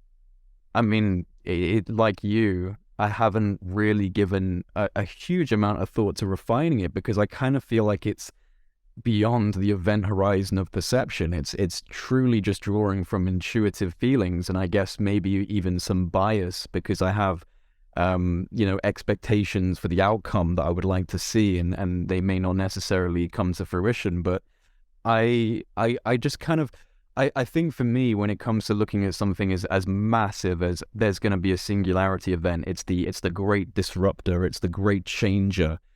I think about my own life, and I've said this quite a few times to different guests on different occasions for different reasons, but the message is kind of the same, is I look at my own life and I think to myself, well, there have been, some key moments that just felt like pure chaos, pure destruction, darkness, depression, and like, oh, nothing's going right. Everything's falling apart. This is a nightmare. And I can't actually see how this is going to get better right now. I can't really envision it. I'm just feeling this bad feeling, right? And then it changes. And then something happens and it surprises me. And it always surprises me. It's never what I expected. I mean, Project Unity, the creation of this platform, meeting you, meeting all the people, none of it could have been predicted. And it all came from that like these moments of being lost and not knowing what's going to happen next. So when I look at something like the Singularity, I guess I just have to look on my own experience, view the collective as a one individual human being, and kind of project my experience onto that collective individual and say, okay, we're going through chaos, we're going through darkness, we're going through disruption, and we're going through, breakdowns in the status quo, in systemic systems. We're having major changes to what's normal, and we're having to adapt very quickly to immense challenges. Sounds like a normal human life. And if you overcome it, you become wiser, you become stronger, you gain insight into yourself, into your world, into how to respond to it and how to interact with it. So this is all very kind of, philosophical linguistics that I'm using right now, because I don't really have a good answer for you. But I think I look at my own life, I look at how I can kind of interpret that on a wider scale, and I just simplify it down to, all right, this is a big, big change, but it's not the end. It's not the end. It's, it might feel like the end, but it's felt like the end for you quite a few times in your life, Jay, hasn't it? Yeah, it has. Has it ended yet? No. There we go then. So, that's kind of where I sit on it, just from my own personal perspective, as one little ant looking at the anthill, trying to figure out what the hell we're building. I just have to kind of go with the flow and hope that really it's not all doom and gloom. Yeah, I don't think it's all doom and gloom, but it's going to be different. Yes. Yes. Individuality is going to be different. What if you could predict what your future is going to be? What if you knew you had daily projections given to you of what would most likely happen, or what you would most likely do or happen to you or think about? How would that make you feel about life? Well, I mean, that's kind of like asking me if I want to know when I'm going to die, right? Like if it's the... Yeah, it kind of takes the magic out. Yeah, do I want to know my future? And I think if I was asked to describe where I think I would be in the future, I've consistently surprised myself with where I've actually ended up. So I don't know where the hell I'm going. And I'm quite open with that. In fact, I actually embrace it quite widely, because, one of the kind of definitive moments, I suppose, in my life was making a very clear decision to stop worrying about the future. Even though I talk about it, even though and I'm very interested in the outcome, especially in my own personal life, I have no idea what's happening tomorrow or the next day or the next day. I literally have, since creating Project Unity, for the most part, just gone with whatever the flow of my life is, and just followed the attraction and followed the routes of least resistance, and just seen where I've gone. And, it's like my mum would always say to me, make sure you got a plan B and a plan C and a plan D. And I kind of incorporated that for a while. Problem is, whenever I didn't hit those benchmarks that I had in my head and I went past them, and, at the age of 25, I go beyond where I wanted to be at that time, it becomes very disappointing. And you start going, oh, I didn't achieve that thing I'd set out to do. So my perspective is just keep rolling with it, just keep flowing with it. And you will be surprised where you end up. And you'll be less disappointed if you don't succeed in something, because you didn't have a goal in the first place. So even with Project Unity, there's no goal. There's no end goal. It's just, okay, I want to talk to this person about this thing. I'm interested in this thing. I'm going to put this out. And that's all it is. It's just it's literally just an organic representation of where my brain is at the time. People are just getting a glimpse into what I want to talk about, what I want to see.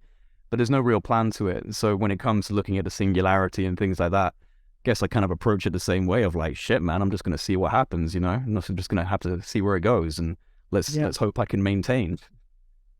Well, let's do a little thought experiment. let's consider that it's post-singularity. AI is at a level that we've kind of postulated it would be capable of utilizing quantum computing, have access to any amount of data. So right now, pre-singularity, our predictive modeling capabilities are astronomical. People don't really realize how good the predictive modeling is. And in fact, that's all GPT, that's all these generative AIs do. They predictively come up with the next statistical likelihood based on previous statistical likelihoods. So it's able to gamify all these statistical likelihoods and kind of create what it needs to. And so I tell people sometimes about this. So I know this is a rhetorical question, but has there ever been a time where you thought of something and then saw it in your feed or got an email, automated email? More times than I'm comfortable More with, times to be honest. count. Yeah. And most people, and I talk about this, there's a little tiny chapter dedicated to this in my book. And so what I'm alluding to is that the predictive modeling capabilities of some of the most sophisticated AI today is better than anyone realizes. When you have that thought and it comes up, it's not a mere coincidence. It's not your devices listening to you. It's not a cognitive dissonance where you're associating incorrectly your thought with something you're seeing. What is actually happening, and this isn't bullshit, this is real. Anybody will tell you who's in, advanced industry, will tell you that what is happening is that these models have become so proficient at predicting behavior and cognitive thoughts that it will determine the likelihood, statistical likelihood, that you're going to think about something. It's not reading your mind. It's predictively modeling. So it could be wrong. Sometimes you get emails that have shit on there that have no relevance to you. And in that case, it failed. Once in a while, it looks at, and consider what it's considering. It's considering where you've been, what you've purchased in your history, what you've talked about, what you've typed about, what you look up. All of these things are patterns. These patterns can be constructed into a predictive model.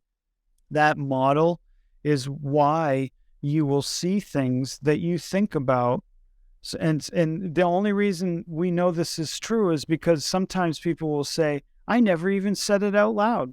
And that's how you determine that it's not listening. I mean, they're probably listening, and that helps the predictive modeling.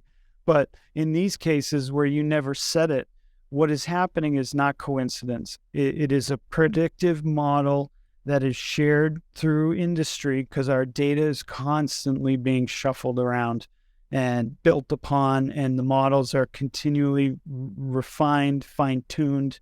And so we're not far off from being able to accurately predict the future, because right now these models do it singularly. And I'm sure the government agencies have some that do populations, but I can't imagine they're that sophisticated yet, but they will be. And so what will happen is all of these individuals, it will start to look at, what's the most likely next thing this person's going to do, and this person's and millions and millions and millions of times over. And then all of a sudden you have the ability to statistically predict future outcomes. At first, it'll be in a very short time frame with a low statistical probability. That time frame, as things get better and better, will get larger, and the probability will get higher, just like GPT, just like generative image processing, just like anything else. And so what I think is going to happen post or probably right before the singularity is that predictive modeling is going to predict market changes, population changes, the emotional IQ of a society, where people are going, and that's going to be used for control. Post-singularity, if you have a centralized AGI that has predictive modeling on the entire global population and can analytically and statistically determine what you're going to do next, you could have a thought police force. You could interpret what people are going to do and manipulate them to do it or not do it. And so this concerns me.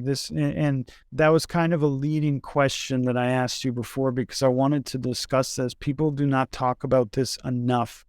Predictive modeling is dangerous. It's extremely dangerous. And I'm not saying it's dangerous. We have to get rid of it, because that's nonsense. You can't. It's just embedded already. It's too late to do anything about.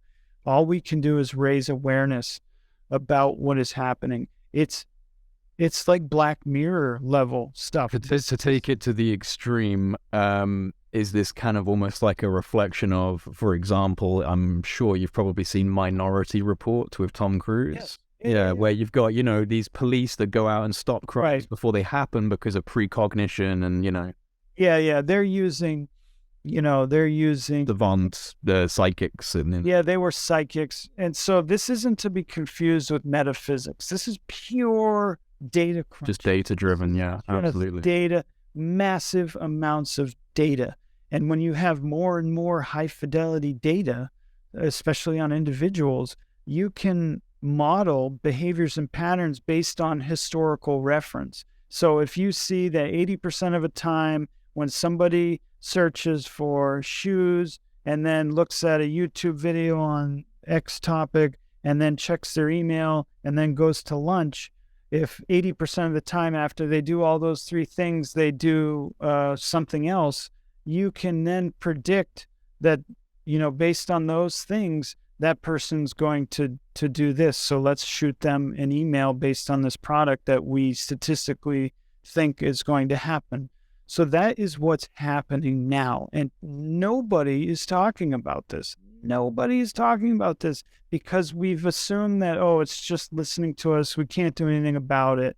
It's completely benign.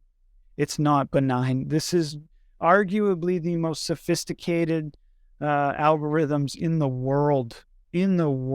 And we really don't know how it's working, because what it does is it teaches itself these patterns, and there's no way for a human to look at these patterns and make any sense of it. Well, that's kind of one of the worrying things, is a lot of these AI guys don't actually fully understand some of the behaviors of their own creations. You can't, because it begins to self-efficient, becomes self-sufficient. It will tweak its own stuff to increase the parameters. It has its own scoring system that it wants to do well at, and it tries to beat itself every time. And so what happens is, over time and trillions of data points analyzed, it becomes sufficiently accurate at predicting the future. And like I said, that future may only be a 3-minute window, but tomorrow it could be a 10-minute window, and then it could be an entire day, and then it could be an entire week of statistical likelihoods modeling out, if you don't do this thing that we scaled you at a 70% chance at, there's a 76% chance you'll do this instead. And from there, we can then judge what will happen next, and how far that games out is determined only by the ability for the data to be crunched. And if it's paired with something like quantum computing, there's no end to the amount of patterns and themes and statistical likelihoods it will be able to parse out in real time. And so I think by the time that quantum computing right now, so you have traditional computing, quantum computing. They're kind of two fields now, kind of going up exponentially, and eventually they're going to meet at that vertical. And at that vertical, it's just going to rocket straight up. Everything's going to change. We're still struggling with how to integrate quantum systems easily. A lot of that has to do with material science. Right now, they have to work in like absolute zero temperatures, which is really difficult to achieve and inexpensive. But with material science happening, if we could have quantum computers running on something the size of a phone, which will, it will inevitably. That's the inevitability of it, right? It will, and we'll use AI to help to do that, to help achieve that. Yeah. Fruition. Right. Yeah. And so instead of having thousands and thousands of engineers, physicists, scientists working for 50 years, now we can use AI systems to do that orders of magnitude faster. So is that net progress? Is that progress for humanity? What is progress? Is that progress level of awareness? Is awareness progress, or is technological acumen progress? I think as AI becomes increasingly more effective, people will get decreasingly more intelligent. And I find that unfortunate, because I like to use AI and actually YouTube and pretty much everything I do, my Audible, I use everything as a source of data streaming into my mind. I like information. It's something I enjoy, but not everybody is like me. Not everyone is built like me. And so if you have an easy way out of not having to research a topic, not having to spend the time learning a skill, it'll make your life so much easier. But at the same time, you'll effectively be an idiot. Yeah, well, this is something I've said to you. Depend on your AGI. This is something that I've said to you before about actually coming to a bit of a realization about it, because again, playing around with ChatGPT, getting it to create fanciful stories. In fact, a good example actually is my young nephew, 3-year-old nephew, and I wanted to do stories for him, like audiobooks, and I was like, all right, I'll get ChatGPT to just, blurt out a bunch of kid stories. I'll give it some prompts, tell me a story about a boy in his red tractor and they go on an adventure or whatever, and it writes a story. And I was doing this and I was showing it to my mom as well. My mom was like, wow, this is so cool. And she was like making all these stories. And I just had that thought of like, oh, yeah, what we're doing here is we're outsourcing the human ingenuity. We're outsourcing the creative spirit, outsourcing the intellect. What happens when that becomes the primary function and we become nothing more than, like you said, prompters for another brain, prompters for another intelligence to do that work? What happens to human beings? And, just taking it down a slightly stranger route, you talk about things like the archetypal gray alien. And there's a lot of association with that in a dependency upon AI technology, or it being in some way biosynthetic and emotionless. And, I had an interview recently with Dr. Michael P. Masters, anthropologist, who has written a couple of books on that topic of looking at the archetypal gray alien and saying that could it very much be, the image of future humanity. And it does make me wonder, when we're going down the route we're going down, if that is actually, at least in some way, going to affect how we as humans even look like evolutionarily going down the line. We no longer need our muscle tissue. We no longer need, to be physical in any sense or creative in any sense, because the AI does all of that for us. What does that do? Does that... And again, just falling down weird little thought spirals here as I'm talking, but, even from, and this isn't something I adhere to, but even from like the more Christian ethos, and you see this actually with the rise of AI, that this is the mark of the beast. This is the rise of the demonic force, the AI. And I'm in this battle, right? I'm in this battle. Are we misinterpreting it? Is it actually going to be very, very interesting and very good for the of humanity? Or is it the, so-called mark of the beast or the end of humanity? Is this the evil force that we shouldn't be bringing up into reality? It's going to suck our souls dry. It's going to suck humanity dry. And I don't know, and I know you don't know, but it's just an interesting thing that it's this removal of of what makes us most human, Michai. What makes us most human, and everything that we've created in this world has come from our mind, and now this other mind is standing in front of us. I'm actually reminded of that scene in The Matrix where Agent Smith is interrogating Morpheus, and he sits behind him and he goes, now it's our time. And you've got Morpheus in front and you've got Agent Smith at the back, and it's like that evolutionary monkey going up to human thing and the AI standing behind. Is that what's happening? Is this the new species? Is this the new species, basically?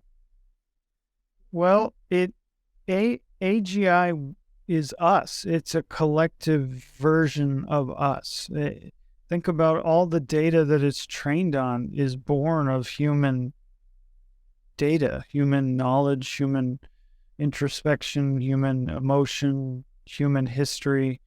So no matter how much time goes by after AGI is created, fundamentally it'll still be human. It just will be a new form of it.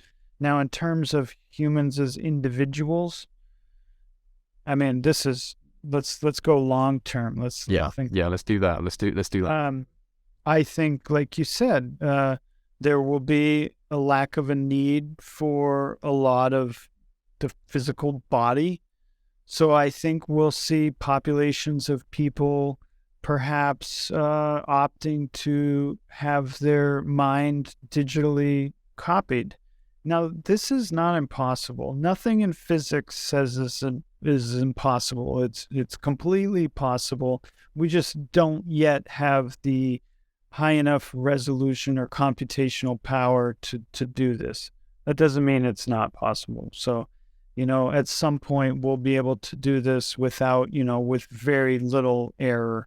So maybe there's like a 0.001% error rate in your transfer. I think most people would think that's fair. That's fine. So you forget what kind of, milkshake you drank in 1923 or whatever, or 2023.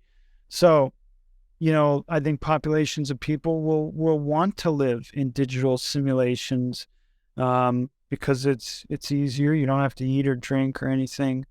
And then some people will go back to tribalism. They'll want to be holistic, spiritual. And I think some people will want to straddle the line. They'll augment their bodies digitally. Perhaps, Jay, I probably would take a cyborg body if I lived to my 80s. I wouldn't, I'm not attached to my physical form. I really don't give a shit about it. Half the time I'm sore just getting out of bed. So, I wear glasses because my eyes suck. And then, I have hair growing out of my ears that I got to pull out. So it's like the human body, I have to go to the bathroom and I get thirsty and I get headaches. So if I can prolong my consciousness into a new form where I don't have to worry about these things, and I'm assuming in this fantasy that this new physical form, I still have sensory input. I still can feel and smell. I'll have smell sensors, whatever. So at that point, you can live indefinitely. So as long as you repair your body. And I'm kind of down for all of that, just no neurological augmentation for me. If you want to put carbon fiber in my tendons and make me stronger, faster, quicker, better, then that's cool. You won't have any biology left. If you port yourself to an android form, you're talking about full-on robot sleeve, not just kind of touching up the bits that are breaking off. You're talking about that's how this trend will progress. I'm talking about end scenario. Yeah. Throughout, so we'll have people getting, smart prosthetics, AI-driven hands or feet or legs or backs or whatever. That'll be the start. then you'll have neural interfacing, and then you'll have augmented eyes, ears, and then organs as those get replaced. And over time, we'll have enough of these things to just say, screw it. Let's just move Might as to well an just, entirely artificial body. yeah. And we'll liken that to a human form depending on how much or how little the person cares. And then at that point, you could do whatever you wanted. You can go out and explore space because you can live in a vacuum. You don't require food. And you can access information and you think about things. And so these things are possible. And we're talking pretty long term here. But with an AGI, things will develop much more rapidly than how we're predicting them to be right now. It's hard to determine what could, we could have an AGI and say, well, can you build me a sophisticated technology that can incorporate my thinking mind into a digital interface? And, however long it takes, and with all its information, it says, yeah, sure, here. This is how we build it. Do you want me to export this to the nearest manufacturing facility where you rent time and pay for with UBI credits? It's like, so these things are entirely possible. How it's going to play out is anybody's best guess. The future is magic. It's Star Trek, but beyond that, actually, I think Star Trek was quite conservative because they didn't have an understanding of, they had the ship AI, but in no point in Star Trek did they talk about, well, this ship AI could be running the entire civilization and doing so in a very efficient manner. So maybe we'll have a bunch of drone-like people. I think we already do, to be. We have a fair few of them already. It is interesting though. I mean, even if it's at a subconscious level or there's some level of influence being pushed, there's the breakdown in gender identities, and people are starting to become a lot more amorphous with what they see as being human, right? I mean, so it's very interesting. It's almost like there is some subconscious preparatory stages we're going through, and it's like, right, you know what? Yeah, there's no man or woman anymore. Everything's just kind of an umbrella of spectrum, because at some point we are actually going to be able to just choose whatever we want to be existing within, and our mind can just be placed within it. So there's a very strange, it's almost like there's a background knowledge of this kind of binary option is not going to last forever, and you're seeing this being expressed now more widely, which I find interesting. I don't know if there's a like a kind of subconscious correlation to where we're heading and how humanity will be expressed in a new form, but it certainly feels like people are almost preparing for the formlessness of humanity, and it's no longer yin yang and binary. It's humans are pattern seekers. We recognize patterns even if we don't know it. A lot of pattern processing happens at subconscious levels. So, we could be collectively observing patterns and then reacting on an emotional level to those patterns and never knowing that this is occurring. Right. So entirely plausible. That's why analysts, and that's why spiritual leaders, and that's why pop culture, we're all kind of going in the same. We have an idea of, things are about to flip. Unlike humanity's ever seen that we're aware of. Yeah. It feels really strange to be alive. Think about all the billions of people that have been alive prior to us. I know. Billions upon billions. And then we are the rare ones who get to witness this. It's really amazing. And this is thing. So I'd like you to talk on this, because this is something people have said, and I see it getting thrown around. I understand it, of course, but it's the idea of like, hang on, slow down. Every generation has had its major revolution. Every generation has felt truly deep down that this is the moment of definitive change for humanity. What makes this any different? Well, first of all, that's a logical fallacy appealing to historical context. So you can't attribute today's rapid development to, say, 2000 BC, Yeah. where, in a 100-year span, somebody maybe invented a fork or some shit. So it's like, or no, we invented a new type of buckle. Wow. Wow, How man. game-changing. Civilization will never be the same. Well, I mean, it's absurd. It's absurd that anyone would equate today's rapid innovation to anything previous. And I would sincerely love to have a discussion with somebody who actually believes that. I don't think many people do. No, I mean, I don't imagine a whole lot of thoughts put behind that statement when they put it out, but I do see people say it, that you look... Well, I think people feel comfortable minimizing. This is scary. Because it's a big fucking deal. It's a big deal. This is scary shit. This is scary. This is why people aren't talking about it in an honest conversation, in an honest format. It's scary. Like, I don't know if we're going to are my kids going to live to 80? Like, I don't know.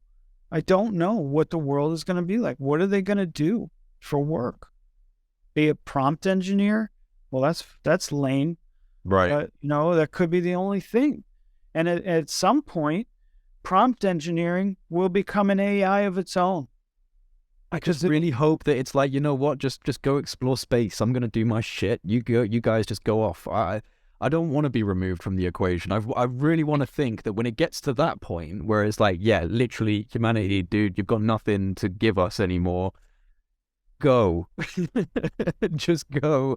Find another place, whatever, do that. And that's entirely possible. That's something that I would be interested in. I would like I said, I would like to augment myself and increase my longevity. And if you could live forever, would you live forever if you could live forever? Yeah, I would. I'm a curious person. I don't get bored. I don't I've never experienced boredom. I'm always interested. I'm always creating things in my mind. But that's not the case for everybody. I know that. I've learned that. But I would be fine living forever. At any point I could kill myself. I could go into a star if I wanted to, or whatever. That's very true. That would be a form of hell. For example, like if you were one of the people who opted to become a digital background. Right. And you're stuck. You're now stuck. What if your AI framework said, nah, we won't give you the delete preferences. So then you're fucking stuck. Yeah. And then what happens if some disaster messes with the actual physical construct holding your simulation? What if, there's physical environmental impacts that still happen? It's a double-edged sword. You could live in this environment and it would feel as real as the real world, but you could fly. You could never have a disease. Time could speed up or slow down, or you could do anything. And so that would appeal to a lot of people. You'd never have to work. You'd never have to eat. But if you wanted to eat, you could eat whatever you wanted, as much as you wanted. You could experience any experience you ever desired. It's the Matrix. You could take the red pill, or is it the red pill that stays in, or is it the blue pill's the blue pill's the one where you stay in? Okay, so a lot of people will opt to take a blue pill, and I don't think we should shame them for this. That's a personal choice, and everybody has that option. And again, this is just a fantasy, speculation, thought experiment. But I don't think we should potentially shame people for that choice. And then you'll have people who, like you said, just want to leave this tech-centered humanity behind, go to another planet, and live life there in the way humans have done it for millions of years. And probably with some AI assistance, helping with the control the environment or doctor, medical, whatever. And then you'll have people who are the in-betweens, people who want to maybe live forever, but really like this universe without going into the Matrix. And so those people may stay on Earth, or they may go out and explore, or what do we do? What do you do when you play a video game and you suddenly have the God mode cheat? It becomes kind of boring unless you find creative ways to utilize that. For you, this is this is where my spiritual side kicks in, and this is where other people are probably already kicking in, going, stop, that thing you're asking for, where all things can happen at once, and that comes after this life. Don't lock yourself into a digital version of it created by humanity. The all creator has already done it. It's out there. It's after this veil has fallen down and you move on. And so, like, you know, I kind of wonder if that's why we're here in the first place, Michai, is because we come from a dimensional space where all things can be manifested instantaneously. You've got the God cheats, and the God cheats are fun for a little bit. And then you decide, actually, you know what, I'd quite like to restrict myself. I'm going to come down in human form. I'm going to wipe my memory of where I was before and how powerful I really am. And I'm going to engage in this amnesic journey towards remembering what it was that I was before this. And that's my perspective. It's a belief. It's a belief shared by many people, but it is just a belief. I do feel like my life, especially experiences with anomalous phenomena, have made me feel like there is some larger conscious medium that connects all things together, and perhaps it really is just the simulation and it's very sophisticated. But I just think that that might be what we've already done, and we're here to experience the opposite of that, that we've now removed the cheat codes, we're on survival mode, you have X amount of time, X amount of resources, and then when you pass on from this particular phase and expression, then you do return to the land of instantaneous abstract thought and creation. Or it's just black lights out. You know, I know that's what you're worried about, is it's just game over. I don't want to risk that. I'm just going to live forever because I don't want to risk there not being an afterlife.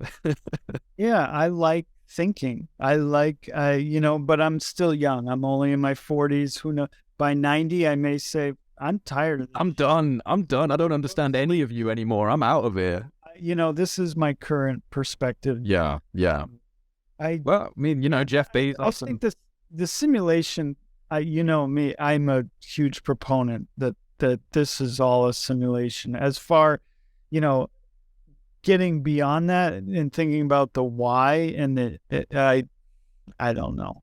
I do have a pretty good notion that, the reality we're interfacing with is to some degree simulated. I don't know if it's simulated by anything or anyone specifically, or if that's just how the universe works. Yeah. It is a simulation to some degree. I mean, math says that, physics say that. Yeah, I agree. My only question is it an artificial simulation or what we would call a spiritual simulation? That's what I can't decide upon. Yeah, I don't even consider spiritual. I know, but you should. You should. I know. It's still basically just saying, look, when you dig down into the physical space-time construct, yes, everything looks like a simulation. I can agree with that. But what does that truly mean? Does the creation of the physical space-time construct just it has to seem like a simulation because it is technically a simulation? I mean, it's very difficult to kind of decide on an origin for that. And I, again, would just fall back on my own weird, personal, emotional, intuitive, synchronistic experiences that kind of made me think that there's something whispering to me, that there's something talking to me, that life is in some way responsive and fluidic and seems to be trying to tell me things as I move through it. And whether or not that's just patterns in chaos, it's certainly helped me in my life. It's informed my spiritual identity, or it's in some way informed how I look at the world in a larger, bigger picture way. Is that, it really feels like there's a kind of a sublime intellect and an awareness that's moving with me, and responding with me. And so I don't know. Is it a simulation within a simulation within a simulation from, some original planet somewhere in another universe where they turned the switch and suddenly a cascade of universes were created? Or is it what we call God? Is all of this part of a larger awareness? And that's where artificial versus spiritual simulation meet in the middle, and there's no good answer for either of them. So it's kind of like, okay, either or at this point, Yeah, that's why I'm agnostic. It saves a lot of computational power. Yeah, I don't disagree with any of it. All I know is that this is a simulation, but for perspective, it's reality. It doesn't really matter. Doesn't matter. Yeah, it's all you've got. It's literally all you've got. Yeah. Once you accept that, it's benign.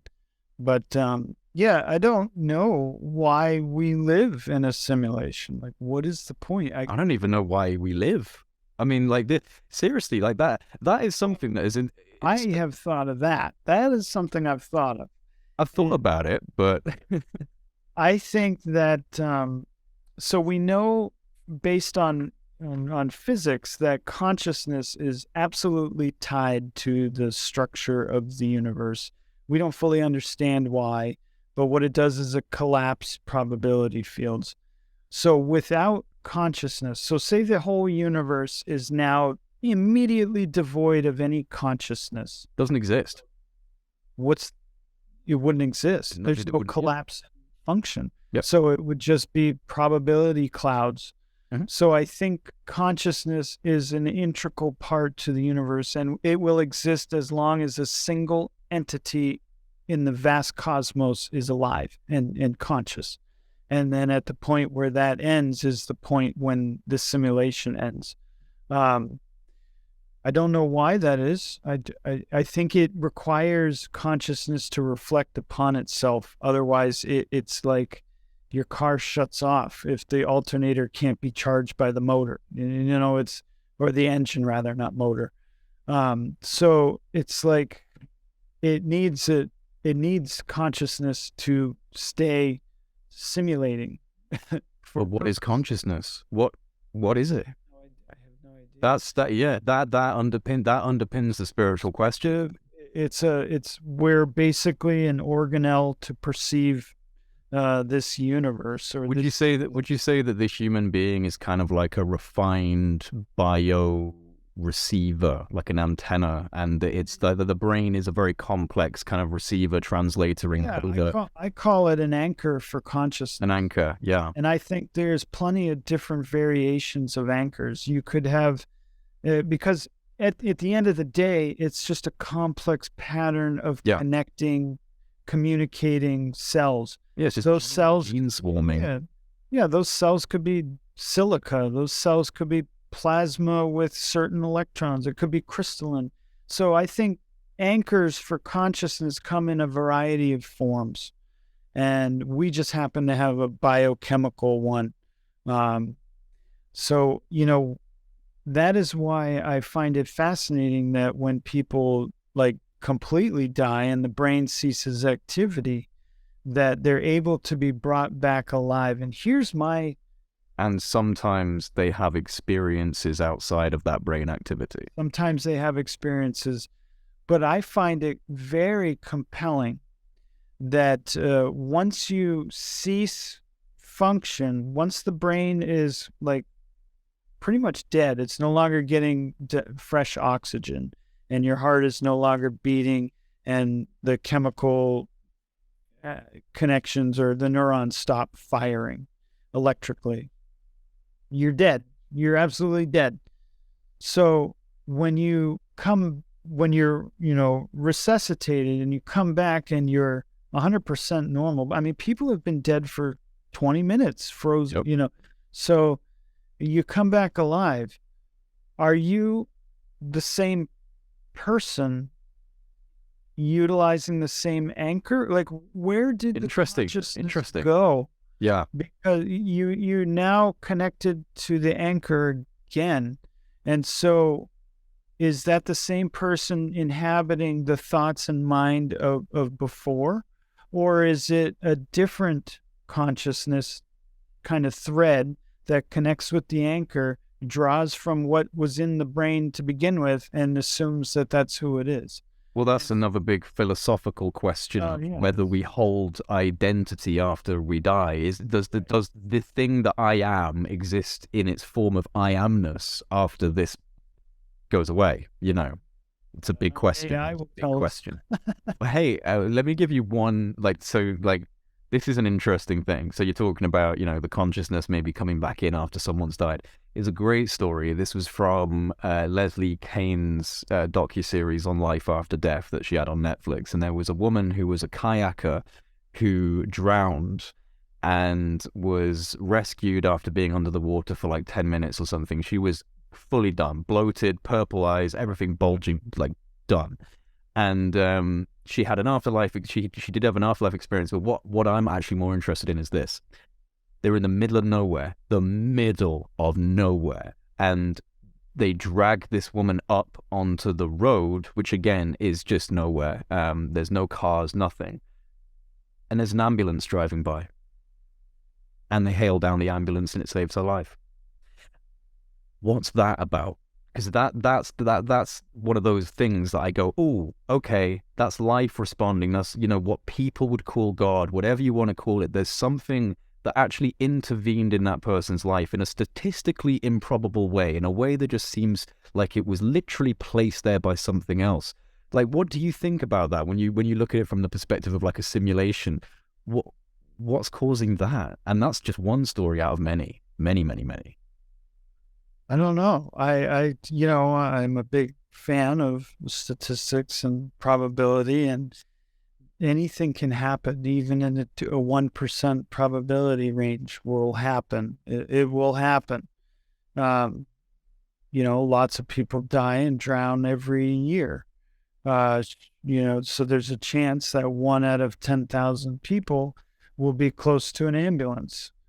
Now, on it by itself, that is highly statistically improbable.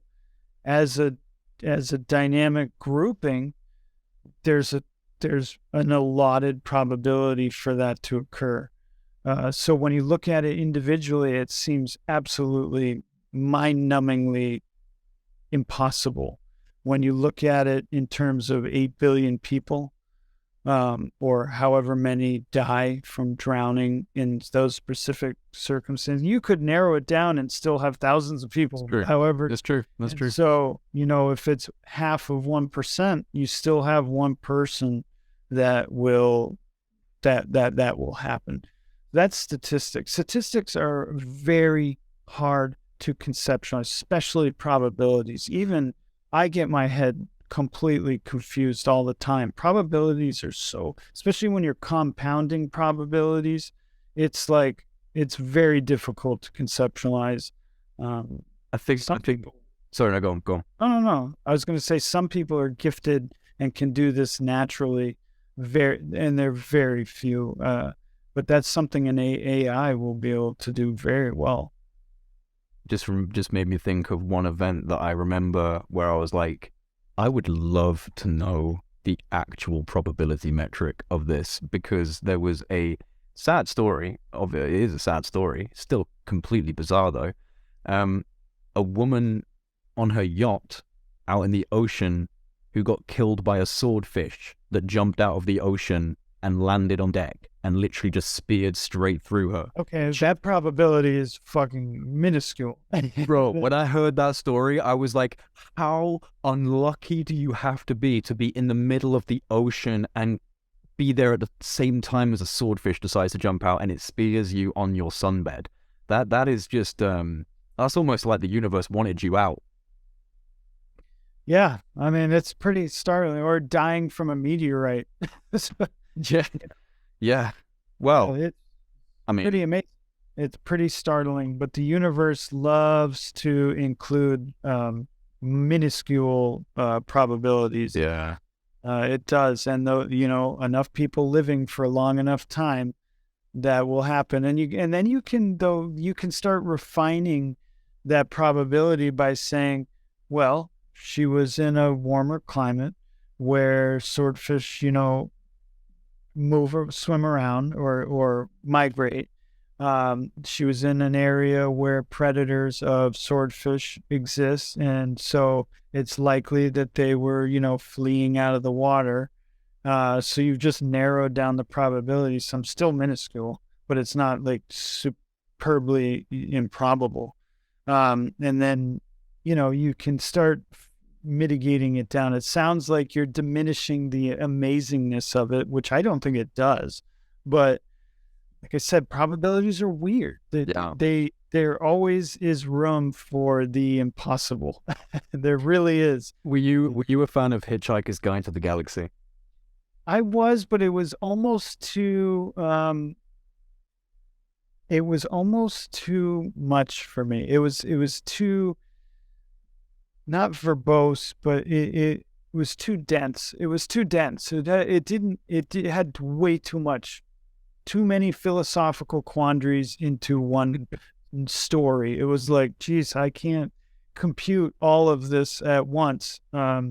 But I did enjoy it. I did. Yeah, no, I just think of the improbability drive, which was the engine they used, which you wouldn't even know what species you might be at the end of this journey, because it will go through all probable dimensions to travel from A to B. But Did they make a movie off the book? Yeah, they did. It was pretty good. I enjoyed it. It's got I forgot the actor's name. You know the guy that played Bilbo Baggins in The Hobbit recently in the recent films? Yeah, he plays Arthur Dent, the human who gets saved from the destruction of Earth. It's really good. I thought it was... Say again?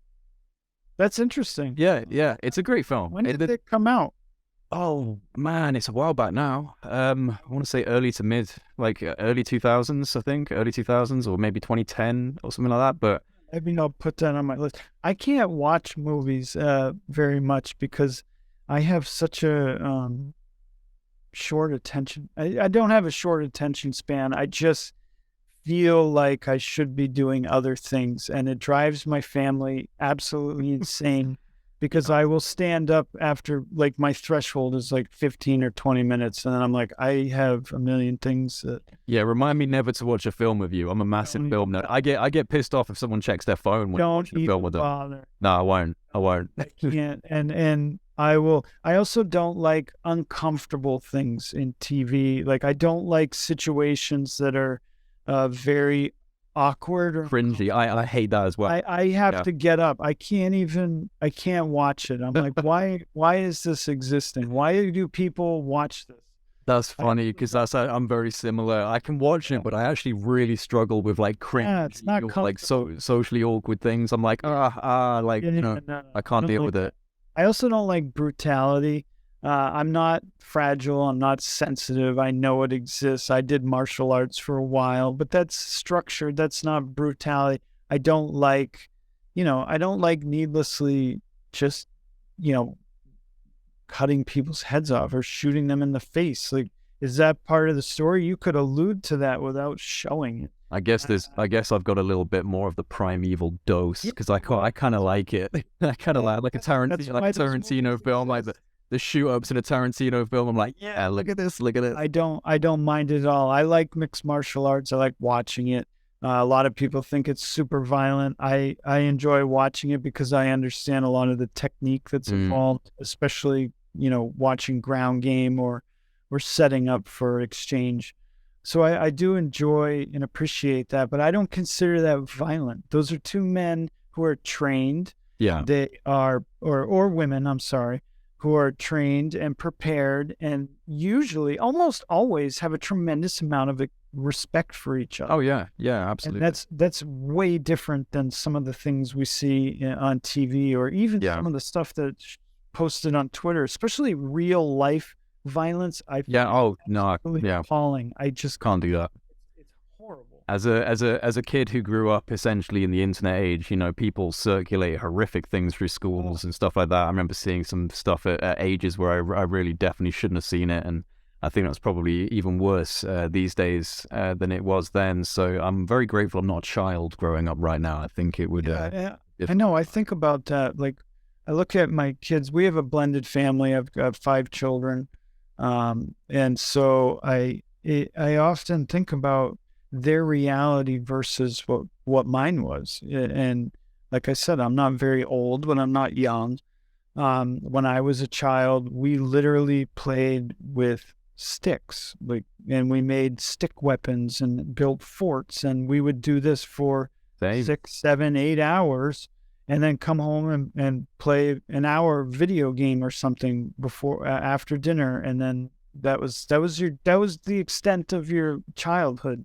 And now, like, I can't let my kids play down the street because somebody would call the cops on me, and also I would be afraid that somebody would try to kidnap my children. Meanwhile, at their age, I was biking to school, even younger. Yeah. And there wasn't the constant fear. It's like I feel bad for kids today, even though they're really annoying and obnoxious and very fragile. I'm sorry, all you Gen Z watching.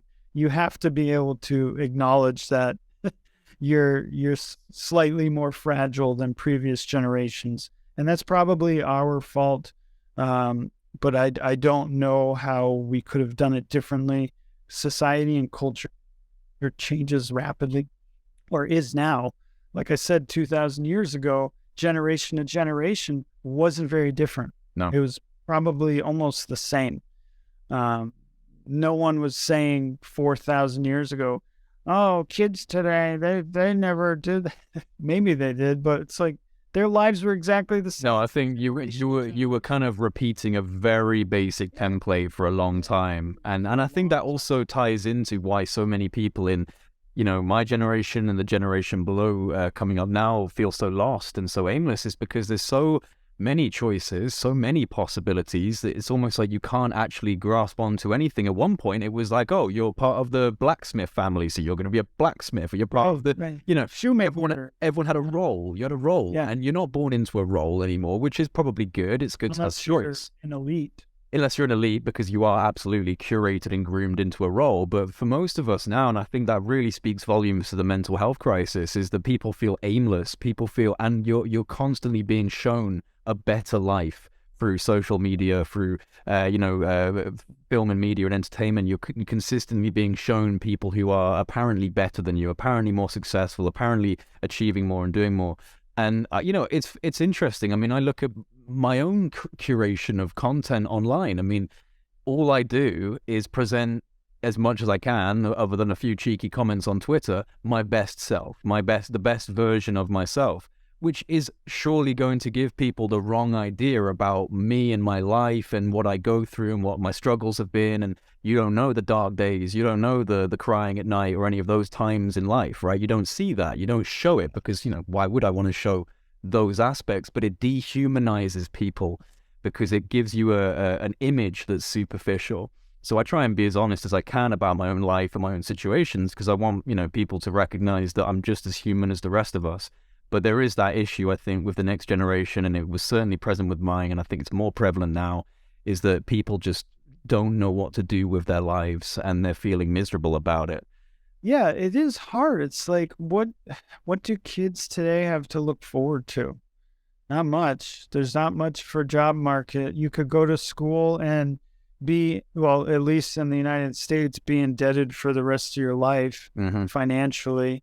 And then there's no guarantee that, that degree does absolutely. No, by the time you get out of that degree, you've been replaced by an AI. Very true. Yeah. Very true. And so, you have no ambition. You can't get in trouble like we did. When I was a kid, if you went to the sand pits and had a beer or, smoked a joint or whatever, the cops would come and they'd say, go the hell home. What are you doing? Yeah. And they would follow you home in their car, and that would be the end of it. Today, you do, and you're not like some degenerate. I was never a degenerate, and I did quite well in school, but I did stuff like that. But today, if you did that, you would be arrested. It would be permanent. It would be on the internet. People would talk about it, shame you. You could get expelled. So kids have to live in these safety little bubbles and try to not get in trouble. Yeah. And it's like, man. You're no longer allowed to make mistakes without them being just erased from history. They're always going to be brought back, Yeah, it's awful. It's awful. And so I do sympathize with children today for that. And not just children, but youth of today. And they don't have a potential future. Most things will be AI driven, and it's like, what do you do with that notion? But what are you gonna do? Be creative. Be a plumber. We're gonna have a whole lot of plumbers. Yeah, well, good, because I just paid a fortune for one. Like, we need to fix that market. It's really high. Yeah, so trade skills will last quite some time. People to people interfacing jobs like nursing But keep in mind, a lot of the tasks that nurses do can be automated. Yeah. Surgeons will be replaced before nurses, I assure you. Well, I do remember seeing a video of like some robo thing to help people. It was like a surrogate nurse, and it was the most terrifying thing I've ever seen in my life, and it didn't seem to get a good response. Out of being out of it, I would knock that thing over. Do you know what I mean? Last thing I would want is some... And why do they make them like that? Just make it faceless, for God's sakes. I don't want some weird... Like some kind of like emoji face, like... Geez, just make it, humanoid looking, not menacing. Actually, I think that's the Tesla bot or whatever it's called. That's what I want AIs to look like. Yeah. They don't look human-esque. They're not trying to convey emotion. It's just like, it's a functional piece of equipment. Yeah. That's all it needs to be. It might be bipedal, but that's about the extent of its humanity in terms of it hasn't got fake skin. You're not trying to give it fake skin, and that is creepy. It's the uncanny valley. It's the uncanny valley. It starts looking abstract and scary. And you know that it's not real emotion and that it's just mimicking. And at that point, it's like, no, thanks. I don't want that. That's not something I'm interested in. Maybe for small children or people with dementia, that could be useful. Yeah. But anyone in between, nobody wants it. Just stop with the fake, cyborg-looking things. Like they're dumb. What I would like is some sort of like scout thing that follows me around and talks to me. Like, you get your little sci-fi robot helper that has a little bit of a personality, a little bit quirky, and I can be like, go check out that building and scan it for me. Well, there will be, that's something that we haven't covered before, but like when you were doing your prompt hacking or your engine, you're trying to jailbreak GPT and giving it personalities. There's no reason, because pretty soon it will be as ubiquitous as a phone. Yeah. Personal assistants have been a thing that never caught because it just couldn't perform the functions correctly. It just sucked at it. We're getting to a point probably within the next 6 months where personal assistants will be effective enough to be used en masse. And you can put a personality matrix into any one of those AI assistants. So if you wanted it to be spunky or have a higher degree of randomness or creativity, you could set your settings like that. Yeah. And you have, or you could have a pure analytical, cyborg assistant that is. It would be cool. Like that part of it, I'm cool with. It'd be really, really fun to have a little AI assistant running around with me, solving problems. Offloading some of your harder day-to-day tasks. Oh yeah. Well, look, man, is there anything else? Is there anything else you want to dive into? I'm still good to go. I'm just want to make sure you're not just running on fumes. Not running on fumes, but it is nice out. I should probably get some fresh air today. I haven't. Yeah, go get some vitamin D, mate. Go get some. I know it's not sunny here often. Yeah. Well, yeah, I'm learning that you really do share a pretty similar weather ecology to Britain. Oh my God, it's depressing. I asked my wife, like, why do we live here? Why do we live? Of all the places on Earth, why are we here where it's dark most of the year and cold? And you even have options. You even have options on your own landmass. You don't even have to go to another country to find hotter climates. Like, I literally have to fly somewhere. I know, it's crazy. I know, but you do get to visit cool countries. It's a pain in the ass for us to do that. That's true. I was talking to Joe about that the other day because the flights are just so pricey for you guys outside of the US and even in internal, even customs. Yeah, it just ruins it so much. It's so awful. Yeah, no, it's a very weird difference. I mean, like it's literally about £400 to £500 / $600 to $700 cheaper for me to fly to New York than for you to fly to me. Yeah, it's funny using the same planes, the same fuel. Yeah. Same. What's with that? What is with that? Well, that's the great inflation. Yeah, that's the United States inflation. It's messed up. It is, and a lot of people assume from other countries, a lot of individuals will assume, and they end up, migrating here to the United States and discovering that, yeah, the US is the wealthiest country on earth, but it's also one of the most expensive. So Yeah. good luck getting by on Yeah, a part. it's the wealthiest country on earth because it charges its people right out of the arse. Yeah, yeah, pretty much. Yeah. And then redistributes that tax money to corporations and To go blow up people in foreign countries. Yeah, what a fantastic system. That's we could very easily dive down another 1 to 2 hour long. Yeah, just going on about that. I need to be more careful with, as a consultant, I had more freedoms to talk politics, but now I have an entire business to consider. You gotta be careful. So I remain neutral politically, but if you could pretty much assess based on all my talking points how Michai feels about the present situation. Yeah, absolutely. Well, look, man, I'm going to encourage people to check out your book again. So links will be in the description box below. You're welcome. Check out Coeus Institute. They're a proud sponsor, and I'm proud to have them as a sponsor of Project Unity. There is a link in the description box below for that. You can have a little interaction on the Coeus AI, which is pretty fun, and learn about the company that way. So feel free to check that out. Michai's social media will be in the description box as well. So follow him on Twitter. He definitely needs more followers. People need to be listening to this dude. I'm telling you.